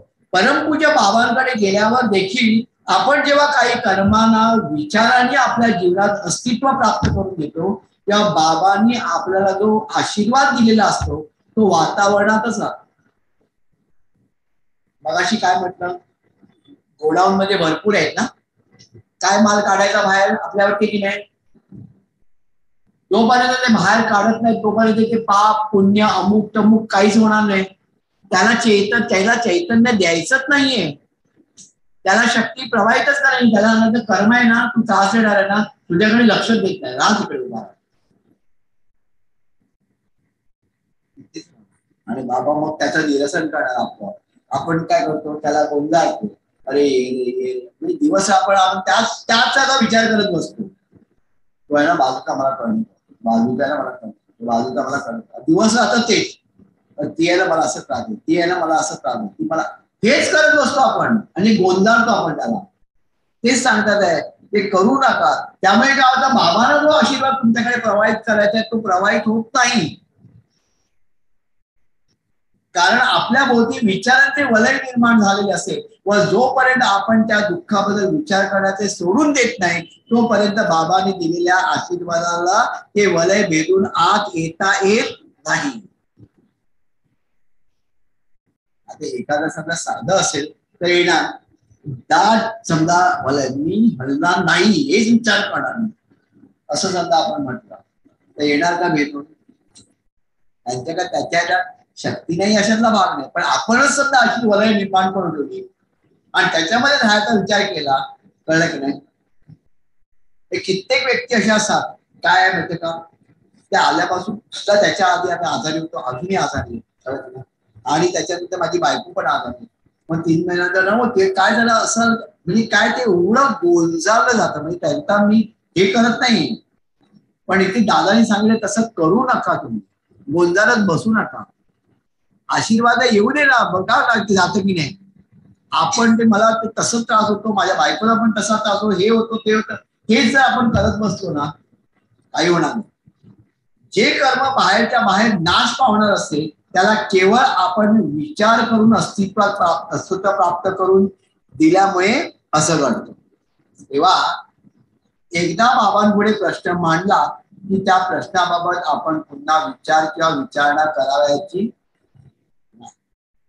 सबुरी आणि श्रद्धा यामध्येच आपलं काय आहे. एकदा आपण मांडला ना प्रश्न, पर्याय ते करतो, अनुभव घ्या.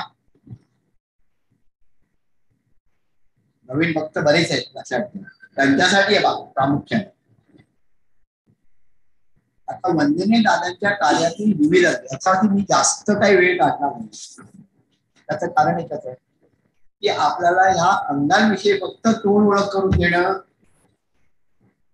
हे आजच्या या संमेलनाचा तो मेन आपलं अध्यात्म आणि त्याच्याबद्दल होतं. ही अंग, या अंगाचा अभ्यास तुम्ही मार्गामध्ये जसे जसे पुढे जाणार तसं तुम्हाला डिटेलमध्ये प्रत्येक अंगाचा फक्त उल्लेख आणि थोडक्यात सांगतो. कामकाज आपल्याला माहिती आहे, कामकाजामध्ये काम बरोबर आहे. आपण कामकाजाला ज्यावेळेला आपण विडा लावतो त्यावेळेला 2 पानं असतात. 2 पानं म्हणजे काय असतं, इयजन्म आणि व्रतजन्म, यावेळेचा जन्म आणि मागचा जन्म. एक सुपारी असते, ती सुपारी म्हणजे काय असतं, देह, आणि त्याच्यानंतर आपण दक्षिणा ठेवतो बरोबर.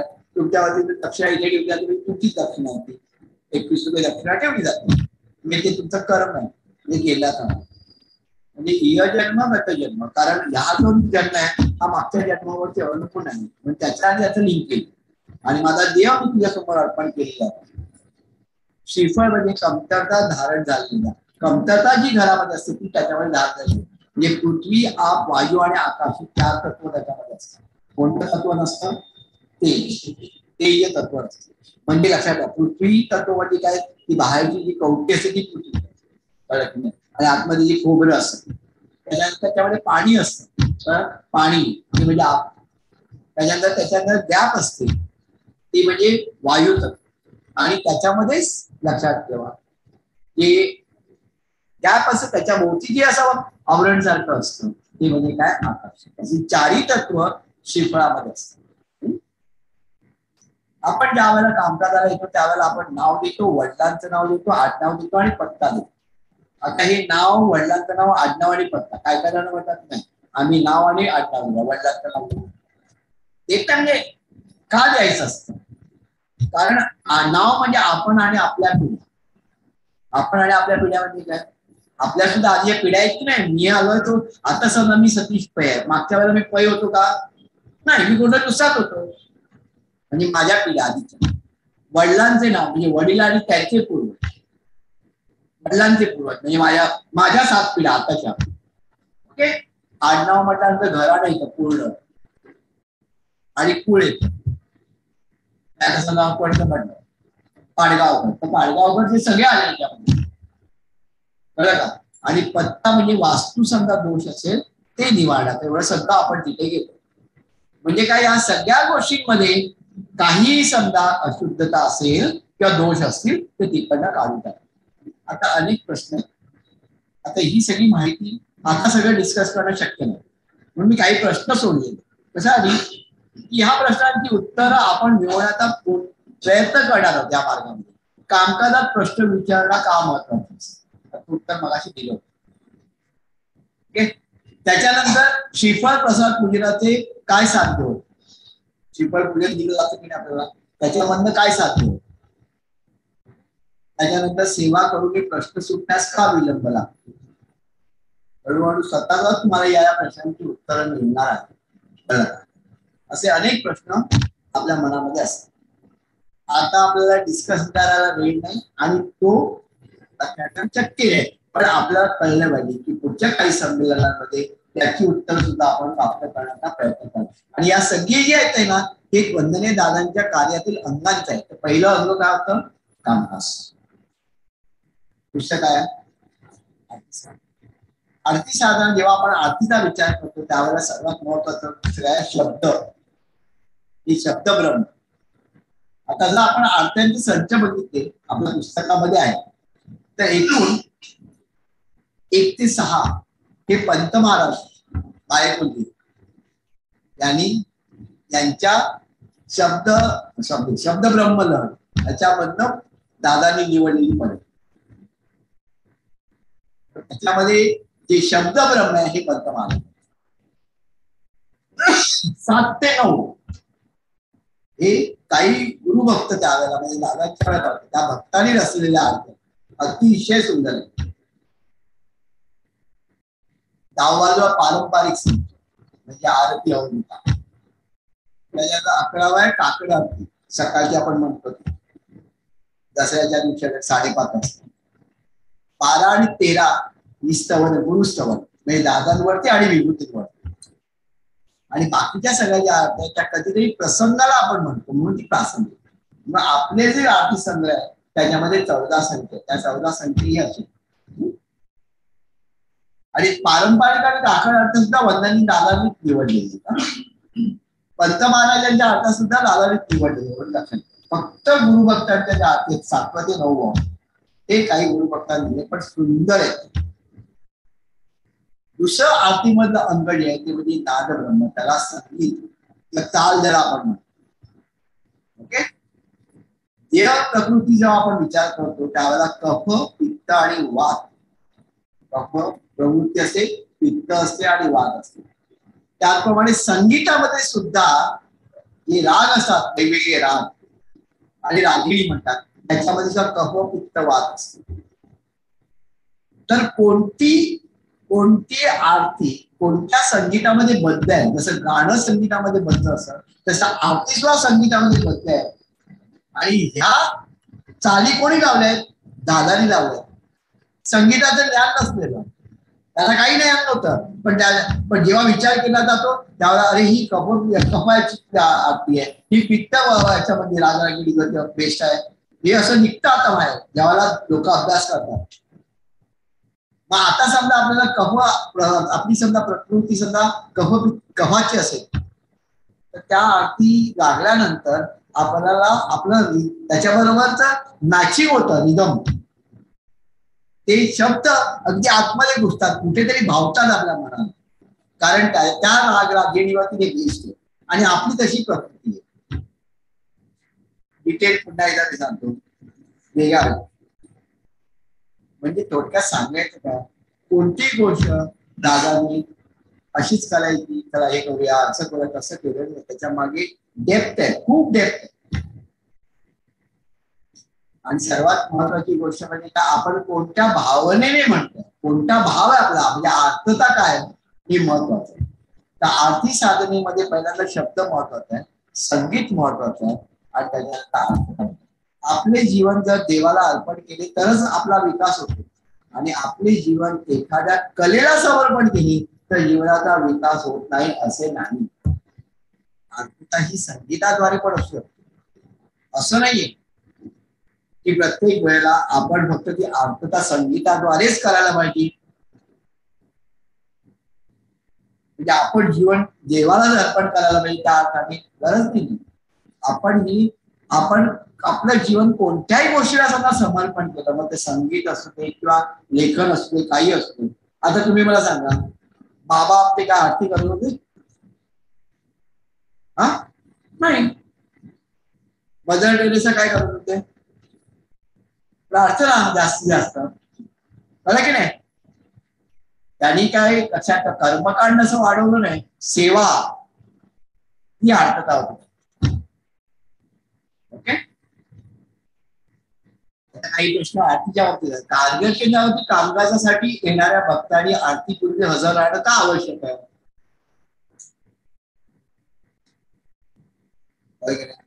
हे प्रश्न आहेत, त्या प्रश्नाला उत्तर आहेत डिटेलमध्ये. आणि प्रश्न महत्वाचे आहेत. घरच्या आरती आणि कार्यकेंद्रामध्ये सामुदायिक आरतीमध्ये काय फरक असतो?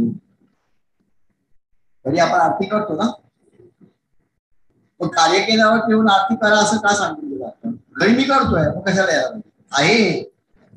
दादाने दिलंय कारण. ओके. आणि सामुदायिक आरतीचे महत्व, नेमकं सामुदायिक आरतीमध्ये काय होतं? आजूबाजूला आपल्या आजूबाजूला जी लोक बसलेली असतात त्यांचा आपल्यावरती काय परिणाम होतो, कसं त्यांचं सहाय्य होतं आपल्यासाठी, ते सगळं तिकडे दिलेलं. हे 2-3 प्रश्न मी घेतले. असे अनेक प्रश्न आहेत प्रत्येक अंगाच्या बाबतीत. दुसरं अंग झालं आरती साधन. त्याच्यानंतर काय? ओंकार साधन. आता ओंकार साधनामध्ये आपण सुरुवातीला काय करतो? आजच केले ना आता आपण. आता तुम्हाला सांगता यायला पाहिजे. पहिल्याला काय करतो आपण? उदिग्रहण. आणि उदिग्रहण केल्यानंतर मग जयघोष. बरोबर आहे? जयघोष केल्यानंतर मग 8 अंक येतात. कोणती कोणती? मंगलाचरण, श्री शक्तीपीठ प्रार्थना, मारुती स्तोत्र, ओंकार, 5 प्रकारचे न्यास प्रत्येकी 5 वेळा, 118 सत्पुरुष नामस्मरण, त्याच्यानंतर 21 महामंत्र आणि 21 महामंत्र तारक मंत्र, आणि त्याच्यानंतर पुन्हा जयघोष. बरोबर आहे? हे तुम्हाला तयार केलेलं आहे. छोटीशी चूक राहिलेली असं पाहिजे का? काही कम्प्लीट केलेलं आहे. आता तुम्हाला सगळ्याला प्रत्येकाला एक प्रत दिलेली सगळ्या गोष्टी त्याच्यामध्ये अंतर्भूत आहे. अगदी पोशाखापासून बैठक, अवधान म्हणजे मुद्रा, टोल, योग्य काळ व वेळ, संख्येचे महत्व, सुरुवातीला काय करायचं, त्याच्यानंतर मुख्य साधना, पॉझिटिव्ह स्थिती असल्या पाहिजे. कळलं नाही? कोणत्या ह्याच्यावरती कशाचा विकास कशामुळे होतो, त्याच्यानंतर न्यास करतो आपण त्याच्याबद्दल, आणि साधना संपन्न झाला आणि खाली सारा उठतो किती मिनिटामध्ये आपण ती साधना करतो. हेच आहे. कालावधी प्रौढांसाठी 35 मिनिटं घरी लागतात. केंद्रावधी 40 ते 45 मिनिटं लागतात. तिथे 40 म्हटलं कारण त्याच्यामध्ये काय असतात? टोल असतात. ते टोल घरी नसतात ना. 35 मिनिटामध्ये नाव. आणि लहान मुलांसाठी 15 मिनिटं घरी आणि 20 मिनिटं, कारण त्यांना न्यास नाही. 108 वेळा नाही, 21 वेळा फक्त नामस्मरण, 21 वेळा 11व्या महामंत्र, 11 वेळा तारक मंत्र. त्यामुळे त्याची साधना कमी. समजलं? त्यामुळे टाइम कमी. आता ओंकार साधना का करावी हा प्रश्न आहे. भरपूर त्याच्याविषयी माहिती द्यायला. योग्य काळ व वेळ कोणते हा प्रश्न आज आपल्याला कळेल. ओंकार साधनेचे अंतिम साध्य काय, नेमकं आपल्याला अल्टिमेटली काय अचीव करायचं आहे? शांतीच्या आधी आपली शांती व्हायला पाहिजे की नाही?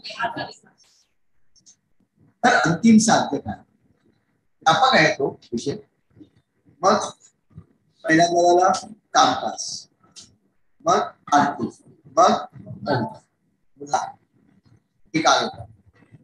एकदा जीवनात सुख दुःखाला आरंभ झाला की प्रत्येकाने त्याचे कारण परत्वे शास्त्राद्वारे अध्ययन केलं. या दुःख माझ्या आयुष्यामध्ये आलेलं आहे आणि तुमच्या आयुष्यामध्ये आलेलं आहे. प्रत्येकाचं कारण वेगवेगळं असतं, बरोबर आहे. त्याचा अध्ययन आपण करायला पाहिजे. हा शास्त्रशुद्ध विषय सर्वसामान्य माणसाला समजावा म्हणून वेळोवेळी या विषयाचे मार्गदर्शन जे केले जाते त्याला मुलाखत साधना असेल. कळलं का? कालच्यापासून आजपर्यंत, आजच्या दिवसापर्यंत किती ज्ञान आपल्याला मिळालं, किती प्रश्नांची उत्तरं मिळाली की नाही, त्याला मुलाखत म्हणतात. मुलाखत म्हणजे वाणी माध्यमाद्वारे आत्म्यावर झालेले संस्कार आहेत सगळ्यांचे. सांगितलं होतं नंतर सांगतो. आपण ज्या वेळेला ओंकार साधना करतो तर त्यावेळेला आपण पहिल्यांदा प्रार्थना करताना आम्ही गुरुभक्त. तर आम्ही गुरुभक्तचा अर्थ दादानी काय सांगितलेलं आहे, आम्ही गुरुभक्त म्हणजे मी आणि माझा आत्मा, आम्ही दोघं, म्हणजे देह आणि आत्मा. आणि आम्ही गुरुभक्त म्हणजे आपण सगळे, हा दुसरा अर्थ आहे. म्हणजे ज्यावेळेला मी स्वतंत्रपणे एकटाच करतो त्यावेळेला आम्ही गुरुभक्त म्हणजे मी आणि माझा आत्मा करतो, दोघेही करतो आम्ही. आणि जेव्हा आपण सगळेजण करतो तेव्हा आपण सगळेजण म्हणतोय. पण दुसरी गोष्ट म्हणजे काय, तिकडनं पहिल्यांदा सांगितली जाते आणि त्याच्यानंतर मग आपण प्रार्थना. हे का करायचं, कारण जेव्हा तिकडनं उच्चार होतो तेव्हा आपला आत्मा ऐकत असतो आणि जेव्हा तुम्ही उच्चार करता तेव्हा त्या सेवकाचा आत्मा ऐकत असतो. दोघांनी ऐकायला पाहिजे. ओके, ठीक आहे. त्यामुळे पुढे काय म्हटलं बघा, मुलाखत म्हणजे वाणी माध्यमाद्वारे आत्म्यावर झालेले संस्कार. मुलाखत ही असामान्य साधना आहे म्हणून मुलाखत साधना म्हटलंय त्याला. मुलाखत म्हणजे नुसतं असं नाहीये, प्रवचन नाहीये, कळलं की नाही. मुलाखत ही श्रवण भक्ती आहे. श्रवण भक्ती म्हणजे ऐकलं पाहिजे आणि भक्ती करायला पाहिजे. या श्रवणाचा सारांश काय, दुर्लभ अशा मानवी जन्माचे सार्थक करते. सहजतेने प्राप्त झालेला नाही आपल्याला हा देह, हा जन्म, मानवी जन्म. याचं काय करायचंय, सार्थक करायचं. त्याच्यासाठी मुलाखत. आता मुलाखत व प्रवचन यात फरक काय, प्रश्न आहे ना. प्रवचन म्हणतो आपण, याला मुलाखत. मुलाखतीद्वारे काय प्राप्त होते, काय अचीव करतो आपण. वंदने दादांच्या माध्यमातून घेतल्या गेलेल्या मुलाखती व आता कोणत्याही सेवकाच्या माध्यमातून घेतलेल्या मुलाखतीमध्ये फरक काय, जमीन असणारा फरक. आपण फक्त अभ्यास करतो, लक्षात ठेवा. प्रत्यक्ष ज्ञान त्यांनी देऊन ठेवलेलं आहे, त्या दिलेल्या ज्ञानाचं आपण अभ्यास करतो. एबीसीडी आपण शोधून काढली का, ते काढली नाही. आता आपण ते गिरवतोय, ए बी सी डी तसंच आहे, एकत्रपणे बसून आपण गिरवतो. त्याच्यानंतर काय, प्रतिमा, हे आपण सुद्धा म्हणतो. वंदने दादांनी सिद्ध केलेली प्रत्येक प्रतिमा म्हणजे ब्रह्मांड शक्तीचं प्रतीक आहे. ब्रह्मांड शक्ती उत्पत्ती, स्थिती आणि लय या मूलभूत त्रिगुणात्मक शक्तीने युक्त असते. मनुष्य हा पिंड असून त्यामध्ये सुद्धा या ब्रह्मांड शक्तीचा अंश आहे. ते आपण कालच बघितलं. ब्रह्मांड शक्तीमध्ये तीन आहेत, त्या तीन देवता आल्या ना, महालक्ष्मी, पहिल्यांदा महासरस्वती, महालक्ष्मी आणि महाकाली. म्हणजे उत्पत्ती, स्थिती आणि त्याच्या त्या प्रतीक आपल्याकडे जी प्रतिमा आहे ती प्रतिमा. आणि आपल्याला ती का लागतं, ब्रह्मांड शक्तीमधलाच आपण अंश आहे पिंड. त्यामुळे त्या ज्या शक्ती तिकडे आहेत त्या शक्ती आपल्यामध्ये आहेत. जर उत्पत्ती व स्थिती, लक्ष द्या, जर उत्पत्ती व स्थिती या दोन शक्तींचे एकरूपत्व झाले नाही तर लय अवस्था धारण होत नाही. मग त्यामुळे जीवन हे समतोलपणे कार्यान्वित होत नाही. म्हणजे काय, उत्पत्ती आणि स्थिती यांच्यामध्ये समतोल, एकरूपत्व व्हायला पाहिजे. म्हणजे जन्माला आल्यापासून लक्षात ठेवा स्मूथली पुढे जायला पाहिजे. आणि असं जर झालं तर लय अवस्था व्यवस्थित प्राप्त होते. परंतु उत्पत्ती झाली, जन्म झाला, मध्ये खूप अडचणी आल्या, कळलं की नाही, तर लय अवस्था व्यवस्थित प्राप्त होते. आता असं होऊ नये, त्यामुळे जीवन हे समतोलपणे कार्यान्वित होत आहे आणि दुःखे निर्माण होतात. अशा वेळी एखादा भक्त जेव्हा आपल्या दुःख निवारणाचं गुरुकडे येतो, बघा कसं लक्ष द्या, किती सिस्टमॅटिकली केलेलं. विमोचना जी केली ना, अर्थ समजून घ्या. गुरुकडे येतो त्या गुरु सर्वप्रथम त्याच्या दुःखाचे कारण शोधतो. त्या का दुःखी झाला म्हणजे निराकरण करतात व पुढे त्या भक्ताकडून सेवा करून घेऊन स्वतःच्या सामर्थ्याने त्या कारणाचे समूळ निरसन करतात, म्हणजे निवारण करतात. म्हणजे ते मुळासकट काढून टाकतात. पहिल्यांदा शोधतात की कशामुळे निर्माण झाले दुःख, या कारणामुळे. ओके ठीक आहे, आता याच्या ही सेवा कर. ही सेवा केल्यानंतर स्वतःच्या सामर्थ्याने सेवा करायला लावतात आणि ते काढून टाकतात. परंतु निरसन किंवा निवारण याचे सामर्थ्य प्राप्त करून घेण्यासाठी गुरुना स्वतः ज्ञान, भक्ती व सेवा या मार्गांचा अवलंबन करावा लागतो. म्हणजे समजा मी उद्या तुम्हाला सांगितलं तुम्ही असं करा, तुम्ही काही सेवा केली आहे का? केली आहे का मी सेवा? नाही. मला अधिकार आहे का तो? मला अधिकार कधी प्राप्त होईल? जर ज्ञान, भक्ती आणि सेवा या सगळ्या मार्गांचा अवलंब मी केला खूप वर्ष आणि मी तपश्चर्या केली तर मला काही सामर्थ्य प्राप्त होईल आणि मग मी तुम्हाला सांगू शकतो अरे हे प्रतीक घ्या, याच्यामुळे तुम्हाला अमुक गोष्ट मिळणार आहे. हे दादाने केलेलं आहे. काय काय? ज्ञान, त्याच्यानंतर दुसरं भक्ती आणि तिसरी वंदनीय दादाच्या माध्यमातून आपल्याला प्राप्त झालेल्या प्रतिमा या वरील तिन्ही अवस्थांद्वारे सिद्ध झाल्या असून त्यापैकी सायुषक प्रतिमा म्हणजे काय? ज्ञान आहे. कारण प्रतिमा म्हणजे काय? भक्ती आहे. आणि श्री महाकारण प्रतिमा म्हणजे काय? सेवा आहे. आणि नारायणी प्रतिमा ही जीवनाची सार्थकता आहे. थोडक्यात हे डिटेल मध्ये सगळं. श्री साईषेक प्रतिमा म्हणजे कर्म यज्ञ, श्री कारण प्रतिमा म्हणजे ज्ञान यज्ञ आणि श्री महाकारण प्रतिमा म्हणजे काय? धर्मयज्ञ. व मानवता यज्ञाची साक्ष, हा जो मानवता यज्ञाचा साक्ष म्हणून काय? नारायणी. अर्थ त्याचा वेगळा खूप डिटेल मध्ये. आता आपल्याला असे प्रश्न पडतात ना की जीवनामध्ये प्रतिमांचं महत्व काय? साईषची, कारणची, महाकारण, नारायण या सिद्ध करण्यामागचं तत्वज्ञान काय? प्रतिमा पूजनामागचे औपचार काय? कधी पूजायला पाहिजे, काय करायला पाहिजे? अनेक प्रश्न प्रतिमांचे पण असतील. 2-3 प्रश्न मी इथे घेतले. हे सगळं आपल्याला ज्ञान दादांच्या मार्गाविषयी आता आपल्याला प्राप्त करायचं आणि हे दादांच्या मार्गामधलं जे आता ज्ञान आपण प्राप्त करणार आहे याच्यामध्ये पहिल्यांदा आपल्याला परफेक्ट व्हायला पाहिजे. तिथे मग आता डेव्हिएशन नको आपल्याला.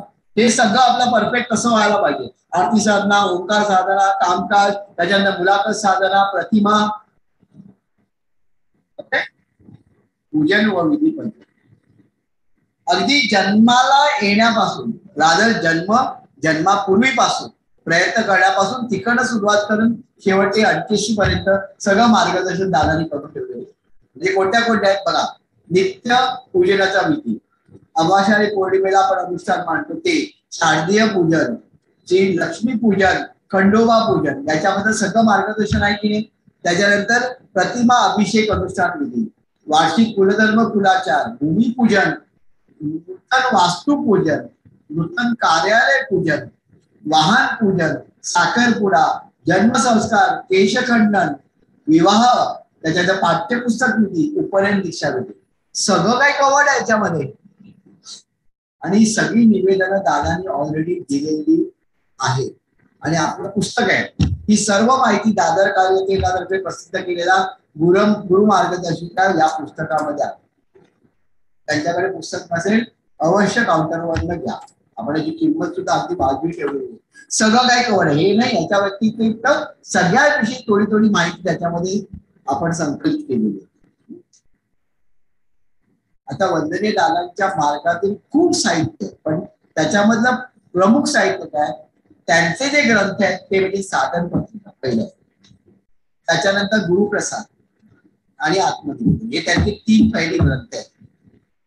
मग त्यांच्या माध्यमातून शिरोड्यामध्ये 8 संमेलन जी घेतली ते 1 ते 8 संमेलन, त्यांच्या माध्यमातून विभूतीने घेतलेल्या मुलाखती ते म्हणजे गुरुवाणी भाग 1, 2, 3. त्याच्यानंतर त्यांनी घेतलेली पुन्हा आणि काही भक्तांनी घेतलेली पुन्हा पुढचं म्हणजे ज्ञान साधना 1 ते 9, सॉरी 1 ते 8, आणि त्याच्या पुढे ते ज्ञानोपासना भाग 1 आणि भाग 2 मध्ये. ज्ञान संवेदना बालकांसाठी त्याचं एक छोटं पुस्तक आहे. गुरु मार्गदर्शिकेचा उल्लेख आत्ताच केलेला आहे. आणि आरती संग्रह जो आहे त्याचा सुद्धा आपल्याला माहिती आहे, आरती संग्रह आपल्याकडे आहे. आणि मुलाखत आणि आरती सीडीचे संच. आपल्या कार्यक्रमाला 15 वर्ष पूर्ण झाले इथे कळलं. आणि आपल्याकडे मुलाखतींचे संच भरपूर आहेत आणि आरती सीडीचे सुद्धा संच. तर त्यांचा कृपाशीर्वाद म्हणून आज जेवढे भक्त इथे हजर आहेत त्या प्रत्येकाला मुलाखत सादरीचा एक संच, म्हणजे मोठं पहिल्या संमेलनापासून 8व्या संमेलनापर्यंत सगळे त्याच्यामध्ये सीडी होते. आणि आरती सादरीची जी संच, सगळ्या आरती त्याच्यामध्ये आहेत. आपल्या मार्गामध्ये असणाऱ्या सगळ्या या आरत्या त्याच्यामध्ये संकलित केलेल्या आहेत. प्रत्येकाला एक एक संच आपल्या कार्यक्रमातर्फे आज दिला जातो. आता आपण शेवटच्या एंडिंगकडे आता सरकतो. मृत्यूनंतर जन्मात घडलेली सत्कर्मे आत्म्याबरोबर जातात व जन्मजन्मांतरात जमा होतात. आपण इकडे सोडून गेलो की काय होतं, इकडनं आपण निघाल्यानंतर सत्कर्म जे आत्म्याबरोबर जातात आणि जन्मजन्मांतरामध्ये काय होतात, जमा होतात. ओके. त्याच्यानंतर पण पातक आणि प्रमाद वातावरणात तसेच राहतात. पातक आणि प्रमाद जातात पण वातावरणामध्ये असतात. व आव्हान केल्याच्या खाली एक आव्हान त्याला करावं लागतं. पण म्हणलं ना, दुःखाला गोंधळायचं नाही, त्याच्या बाजूला सोडून द्यायचं. आव्हान केल्याशिवाय ते खाली येत नाही. आता आपण एक समजून घेण्याचा प्रयत्न करूया की नेमकं काय सांगितलेलं या चार्टमध्ये. पहिला जो आहे ना तो जन्म, त्याच्यानंतर लिहिलंय सत्कर्म, त्याच्यानंतर लिहिलंय पातक आणि प्रमाद. समजून एक आयडिया घेण्यासाठी एक साधारण सांगतो काय आहे. पहिला आपला जन्म काय ठरला, काय होता, कोणी दिला आपल्याला जन्म? निसर्गाने. निसर्गाने जेव्हा जन्म दिला तर पॉइंटर द्यायला सांगितलं.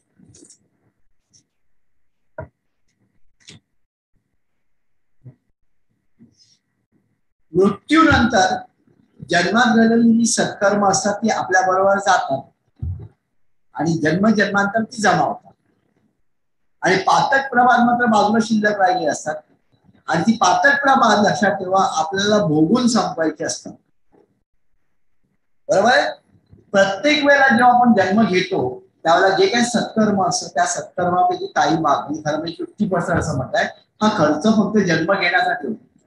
आणि उरलेलं जे सत्कर्म आहे त्याच्यामध्ये आपल्याला जे काही पातक प्रमाणात बाकी राहिलेली आहेत ना ती संपवायची असते हळूहळू हळूहळू. आता लक्ष द्या, आपण किती पातक प्रमाणात त्यावेळेला केली आहे, काय आपल्या वाट्याला आपल्याला काही माहिती. आपला कंट्रोल आहे का मागच्या जन्मावरती? नाही. घडलं काही कॉन्ट्रीब्युशन आपल्या पूर्वजांकडनं आलं, कंट्रोल आहे का? नाही. आता काय, आता कंट्रोल आपला ह्या जीवनावरती. बरोबर. आपण दादांकडे आलो, ते आपल्याला सांगतात की आता आपल्याला पुढे कसं जायचं. तर जेव्हा आपण पहिला जन्म घेतला तर त्यावेळेला पहिला जन्म आपण घेतला होता तर त्यावेळेला काय होतं, आपण येताना आपल्याकडे सत्कर्म होत आणि आपले पातक प्रभाव नव्हते, कारण आपण दुसऱ्या योनीमध्ये होतो ना, कोणतरी माकड बिकड वगैरे त्या योनीमधनं आपण मनुष्य झालो. त्यामुळे सत्कर्मच होतं, आपण काय पातक प्रमाण त्या योनीमध्ये केले नव्हते. जे काही आपण कष्ट करून, बैल असेल तर त्या बैलांनी कष्ट करून सत्कर्म गोळा केलं होतं. तर जे काही सत्कर्म 1500 होतं ते घेऊन आपण जन्माला आलो. आता पहिला मनुष्य जन्म असं समजा की नवीन नवीन सगळ्या गोष्टी. आता काय केलं आपण जे सत्कर्म 16 होता त्याच्यामध्ये आपण ह्या मजा ही मजा ती मजा आलं करून 12 सत्कर्म आपण खर्च केला असं समजा. मात्र पहिल्यांदाच नवीन असल्यामुळे आपल्याला माहित होतं काय काय कुठे कुठे पातक प्रमाणात आपल्याला करता येतात, त्याला की नाही. आपण नवीन होतो त्यामुळे आपल्याकडनं काही पातक प्रमाणात घडले नाही. मग काय झालं, शिल्लक काय राहिलं, जेव्हा आपण या जगताचा निरोप घेतला त्यावेळेला 4 सत्कर्म राहिला आणि पातक प्रमाण मात्र काही नाही. आता पुन्हा जन्म आला, पुन्हा सेकंड टाइम. पुन्हा जेव्हा जन्म आला त्यावेळेला नवीन निर्माण आपण काय केलं, सत्कर्म किती केलं, हा हा, पण तेव्हा आपण त्यात तयार झालो. अरे लक्ष द्यायला मागच्या वेळेला केलं होतं आणि थोडे पाचक प्रमाणात पण आपण केले 6.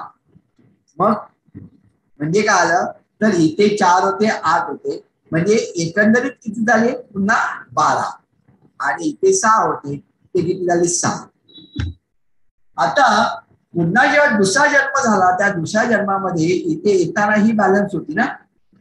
आता किती खर्च केला 10, आणि पाचक प्रमाणात सुद्धा थोडे भोगले, काही दुःख भोगली, 2 कमी झाले.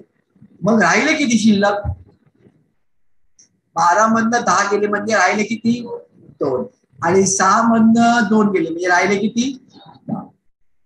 आता नवीन आपण काय केलं, सत्कर्म केलं, किती 10. पहिला 10 होतं, दादा नाही वाढवलं, पण पातक प्रमाणात इथे 6 होते, इथे काय केलं 4. आधीचा बॅलन्स होता की नाही 4चा, आणि 4 आता नवीन केले. त्यामुळे पुन्हा पुन्हा पुढच्या जन्माला येत असताना आपल्याकडे सत्कर्म किती आहे 12, पण आपल्याकडे पातक प्रमाण किती झाले 8. तिसरा जन्म आपण जुळलो आता इथे परफेक्ट, पुनरपी जननम पुनरपी मरणम. आता इथे आल्यानंतर आपण मॅक्सिमम खर्च करून टाकला सत्कर्म किती 11, आणि पातक प्रमाण आपण पातक प्रमाण थोडस कमी केलं 1 केलं, म्हणजे शिल्लक काय राहिली 1 इथे राहिली, आणि इथे किती राहिले 7. आता नवीन किती निर्माण केले, इथे 10 केले, आता इथे सत्कर्म वाढवलं आपण, आणि इथे पातक प्रमाण फक्त 2च झाले. आता हे असं करत असताना शेवटी माझ्याकडे सत्कर्म किती आहे 13, आणि पातक प्रमाण किती आहे 9. पातक प्रमाण सुद्धा आहे आणि सत्कर्म सुद्धा. त्यामुळे दुःखाली आयुष्यामध्ये खूप वाढत गेलं की नाही पातक प्रमाण. इथे सत्कर्म करत केलं ना असं नाही, पण पातक प्रमाण वाढली. आता गुरूंची भेट, गुरूंची भेट झाल्यानंतर मागच्या जन्मी सत्कर्म किती खर्च केलं होतं 11. दादाने सांगितलं जरा कमी करा, उगीच वेस्ट करू नका, सत्कर्म कमी करा खर्च. मग आता किती कमी केला 9. पातक प्रमाण कळलं की नाही, भोगा दुःख भोगा, कळलं का, मी आहे तुमच्याबरोबर 5 भोगले.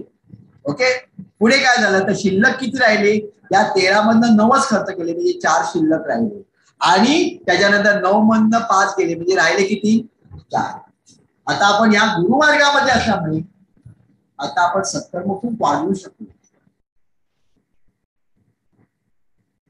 जे काही दादाने मार्गदर्शन केलं त्या सगळ्या मार्गदर्शनाप्रमाणे दान धर्म सगळं, अन्नदान, त्याच्यानंतर इथे येणं, इतरांना मदत करणं, असं करून त्यांच्या मार्गदर्शनानुसार आपण आपलं सत्कर्म वाढवलं.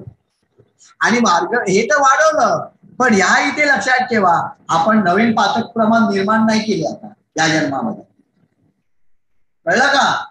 मग ह्या इथे जर आपण सत्कर्म वाढवलं आणि नवीन पातक प्रमाण निर्माण नाही केले तर या जगताचा निरोप घेत असताना आपल्याकडे किती सत्कर्म राहिलेलं असेल 19, आणि उरलेलं जे काय राहिलेलं ते किती आहे, ते पुढच्या जन्मामध्ये हे खर्च किती केला आपण या जन्मामध्ये 9. पुढच्या जन्मामध्ये खर्च अजून कमी होणार की नाही आपला सत्कर्माचा 7च खर्च होणार, आणि जे काय पातक प्रमाण आहे 4 ते भोगून आपण मोकळे होणार पुढच्या जन्मामध्ये जे काय राहिले असतील ते. म्हणजे पुढच्या जन्मामध्ये सर्वात शेवटी पुन्हा एकदा सत्कर्म जेव्हा 12 वाढेल, कळलं की नाही, सत्कर्म शिल्लक 12 राहील, आणि लक्षात ठेवा हे पातक प्रमाण नाही राहणार. आणि पुढच्या जन्मामध्ये जर ह्या जन्मामध्ये आपण 15 निर्माण करतो तर पुढच्या जन्मामध्ये निश्चितपणे आपण जास्त करणार ना. मग किती करणार 20, समजा हे 15 होते त्याच्याऐवजी 20. मग झालं काय, शेवटी 5व्या जन्मानंतर एक उदाहरण आहे पुन्हा सांगतो समजून घेण्याचा, की 5व्या जन्माअंती आपल्याकडे सत्कर्म किती 35, पातक प्रमाण किती. आता त्याच्यानंतर पुढचे जसे जसे जन्म येणार सत्कर्म वाढीच लागणार ना, पातक प्रमाण घडणार का आपल्याकडनं नाही. असं करत करत सत्कर्म जेव्हा वाढत वाढत वाढत वाढत जातं तेव्हा एक वेळ अशी येते की फक्त सत्कर्म शिल्लक राहते. हेच विभूतीने सांगितलेलं गणित आहे. त्याने अनेक जन्मामध्ये गुरुनी सांगितलं त्याप्रमाणे, त्या मार्गदर्शनाप्रमाणे आम्ही त्यांनी सांगितल्याप्रमाणे वागत आलो. म्हणजे आता काय सत्कर्म वाढवत गेलो आणि नवीन काहीही पातक प्रमाण आपण निर्माण केले नाही. तर आता आपली स्थिती कशी आहे त्याचा विचार फक्त गणित म्हणून करायचा, फक्त समजदारी कन्सेप्ट. त्याचा सारांश असा आहे काय, आपल्याला जेवढं जमेल तेवढं काय करायचं, सत्कर्म. आणि जेवढं जमेल तेवढं आपल्याला पाचक प्रमाण कमी करायचं, दुसऱ्यांना दुखवायचं नाही, बस. हा त्याच्यावरचा सारांश. ओके.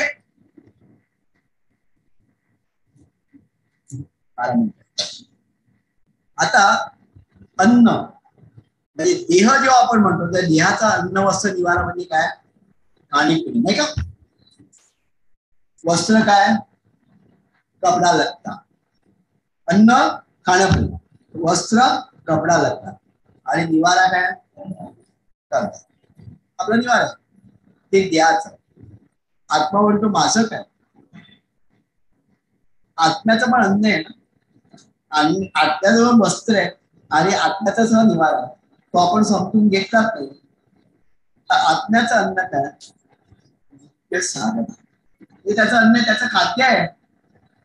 त्याच्या प्रतिभा आपल्याला देतात ना, त्या प्रतिभांचं खाद्य तेच आहे. ओंकार साधना, त्या नित्य साधना. आपण नुसती ओंकार साधना नाही, ओंकार साधना, आरती साधना, मुलाखत साधना, सगळ्या हे त्याचं खाद्य आहे आत्म्याचं. कळलं की नाही. त्याचं वस्त्र काय, त्याचं वस्त्र म्हणजे गुरुंचा किंवा देवादिकांचा कृपाशीर्वाद, त्याचं वलय त्याला हवं. असा मस्त म्हणजे वलय त्याला पाहिजे, त्याच्यामध्ये प्रोटेक्शन त्याला लागायचं. आपलं वस्त्र म्हणजे काय, आपल्याला एक कपडे बिपडे घालायला लागतात ना, तसं त्याची आवरण म्हणजे काय, त्याचे आवरण म्हणजे गुरुंचं किंवा त्यांचं वलय. आणि सर्वात शेवटी म्हणजे देवाला पुनरपी जननम पुनरपी मरण, म्हणजे या इकडनं इथे इकडनं तिथे जा, या चक्रातून त्याला मोकळं होऊन त्याला एक ठिकाण पाहिजे. आणि ते ठिकाण म्हणजे कुठलेही सच्चिदानंद त्यांच्या पायाशी. कळलं की नाही, त्यांच्या पायाशी त्याला जायचं आहे, त्यांच्याकडे एकरूप व्हायचं आहे. गुरु प्राप्त करून देतात, पण हे जे स्वरूप आहे कोण प्राप्त करून देतात, गुरु प्राप्त. सगळ्यांना समजलं. आता एक गोष्ट आपण विचार असा करायला पाहिजे की आपल्याला वेगळं काहीच करायचं नाही. हे तत्वज्ञान एवढं समजल्यानंतर आपल्याला कळायला पाहिजे, देव जो आपण म्हणतो ना, हा देव इकडे नाही, इथे आहेच, शक्ती आहे. पण देव कुठे आहे, आपल्या आतच. कारण आपला हा जो देह आहे बाहेरचा, हा फक्त काय या जन्मापुरती आहे. त्याच्या आतमध्ये कोण आहे, सूक्ष्म देव. त्याच्या आतमध्ये कोण आहे, कारण. आणि सूक्ष्म देहावरती लक्षात ठेवा, या जगताचं कार्य चालतं आणि त्याला मदत कोण करतो, कारण. म्हणजे देव आतमध्येच आहे ना, त्याच्यावरती ज्ञानेश्वर माऊली तुकारामांचा एक सुंदर अभंग आपण एकत्रपणे आपण हा म्हणण्याचा प्रयत्न. देह देवाचे मंदिर. आता पहिलं जे आहे, पहिली जे तुमच्याकडे आहे दिलेलं आहे तिकडे आहे ना, देह देवाचे मंदिर, आत्मा परमेश्वर. हे जे आहे ना दोन, त्या दोन लाईनी मी पहिल्यांदा म्हणेन. त्याच्यानंतर तुम्ही सुद्धा दोन मांडा. त्याच्यानंतर जेव्हा पुन्हा येईल त्यावेळेला पहिली लाईन, सॉरी दोनदा नाही, देह देवाचे मंदिर ही लाईन मी दोनदा म्हणेन, तुम्ही दोनदा म्हणायचं. त्याच्यानंतर पुढे तुम्ही म्हणायचं नाही, मी मागकडून पुन्हा जेव्हा देह देवाचे मंदिर येईल ना त्यावेळेला तुम्ही पुन्हा म्हणायचं. दोनदा म्हणायचं, एकत्र म्हणण्याचा प्रयत्न करू. पहिल्यांदाच विश्व पहिल्यांदाच म्हणतोय मोठ्याने, पण म्हटलं आज आपण प्रयत्न करूया. मागच्या वेळेला डायरेक्टली मी याच्यावर लावली होती, ते आपल्या आतमध्ये पण शिकायला पाहिजे. म्हणूया गुरु ब्रह्मा गुरु विष्णू गुरुदेव महेश्वरा गुरु साक्षात परब्रह्म तस्मै श्री गुरवे नमः.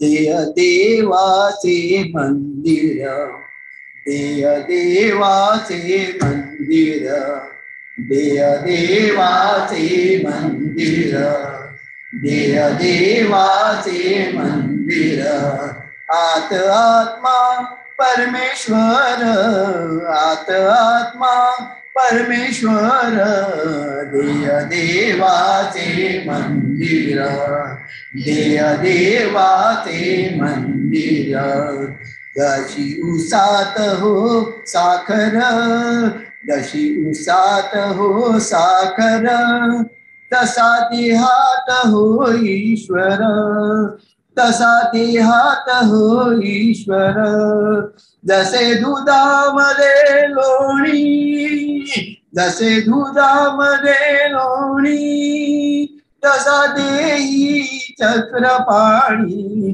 तसा देही चक्रपाणी, देय देवाचे मंदिर, देय देवाचे मंदिर, आत आत्मा परमेश्वर, आत आत्मा परमेश्वर, देय देवाचे मंदिर, देव देवाचे मंदिर, देव देहात देहात, देव देहात देहात, काहो जाता देवळात, काहो जाता देवळात, तुका सांगे मूढ जना, तुका सांगे मूढ जना, देई देव का पाहना, देई देव का पाहना,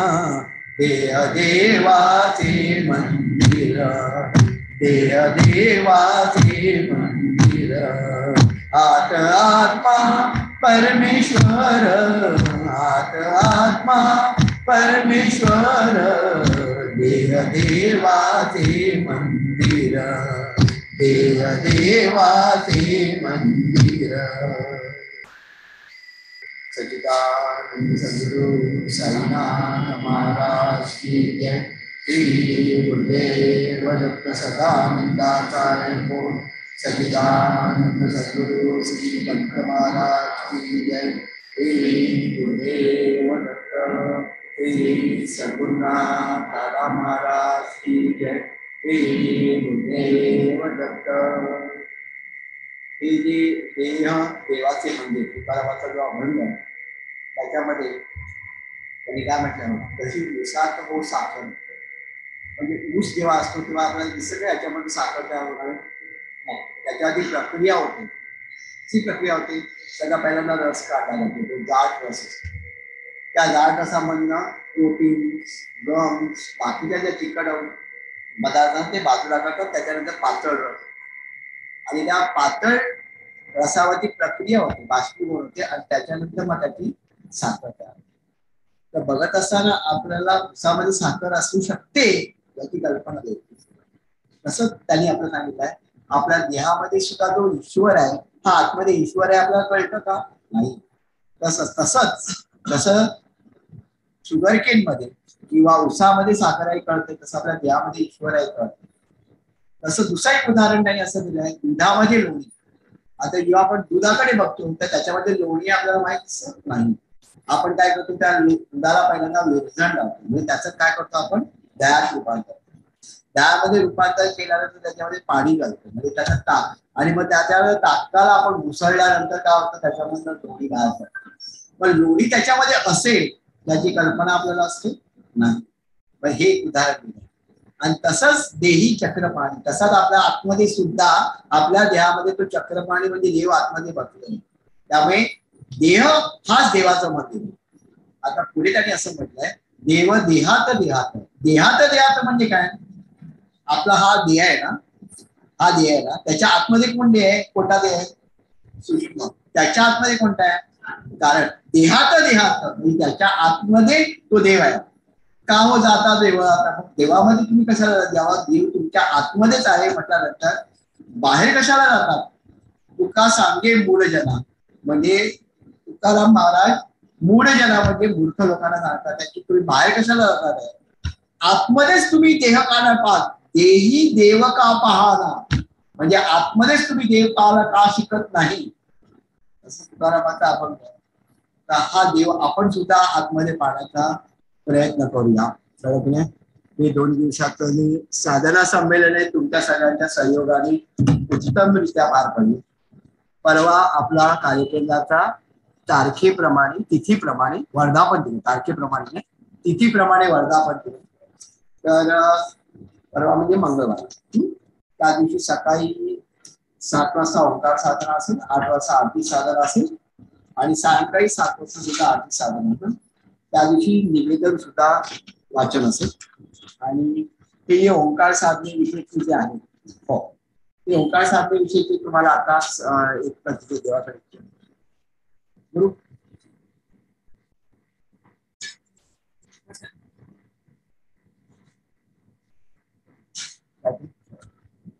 आणि मग आधी सांगितल्याप्रमाणे प्रत्येकाला एक वंदने दादांचा कृपाशीर्वाद म्हणून आशीर्वाद तुमच्याकडे असतील कदाचित घेऊन द्या, तुमच्याकडे घेतले असेल तुम्ही एक आशीर्वाद म्हणून आरतीचा संच आणि सगळ्या 8 संमेलनाचा संच सगळ्यांना दिला. सगळ्यांना नमस्कार.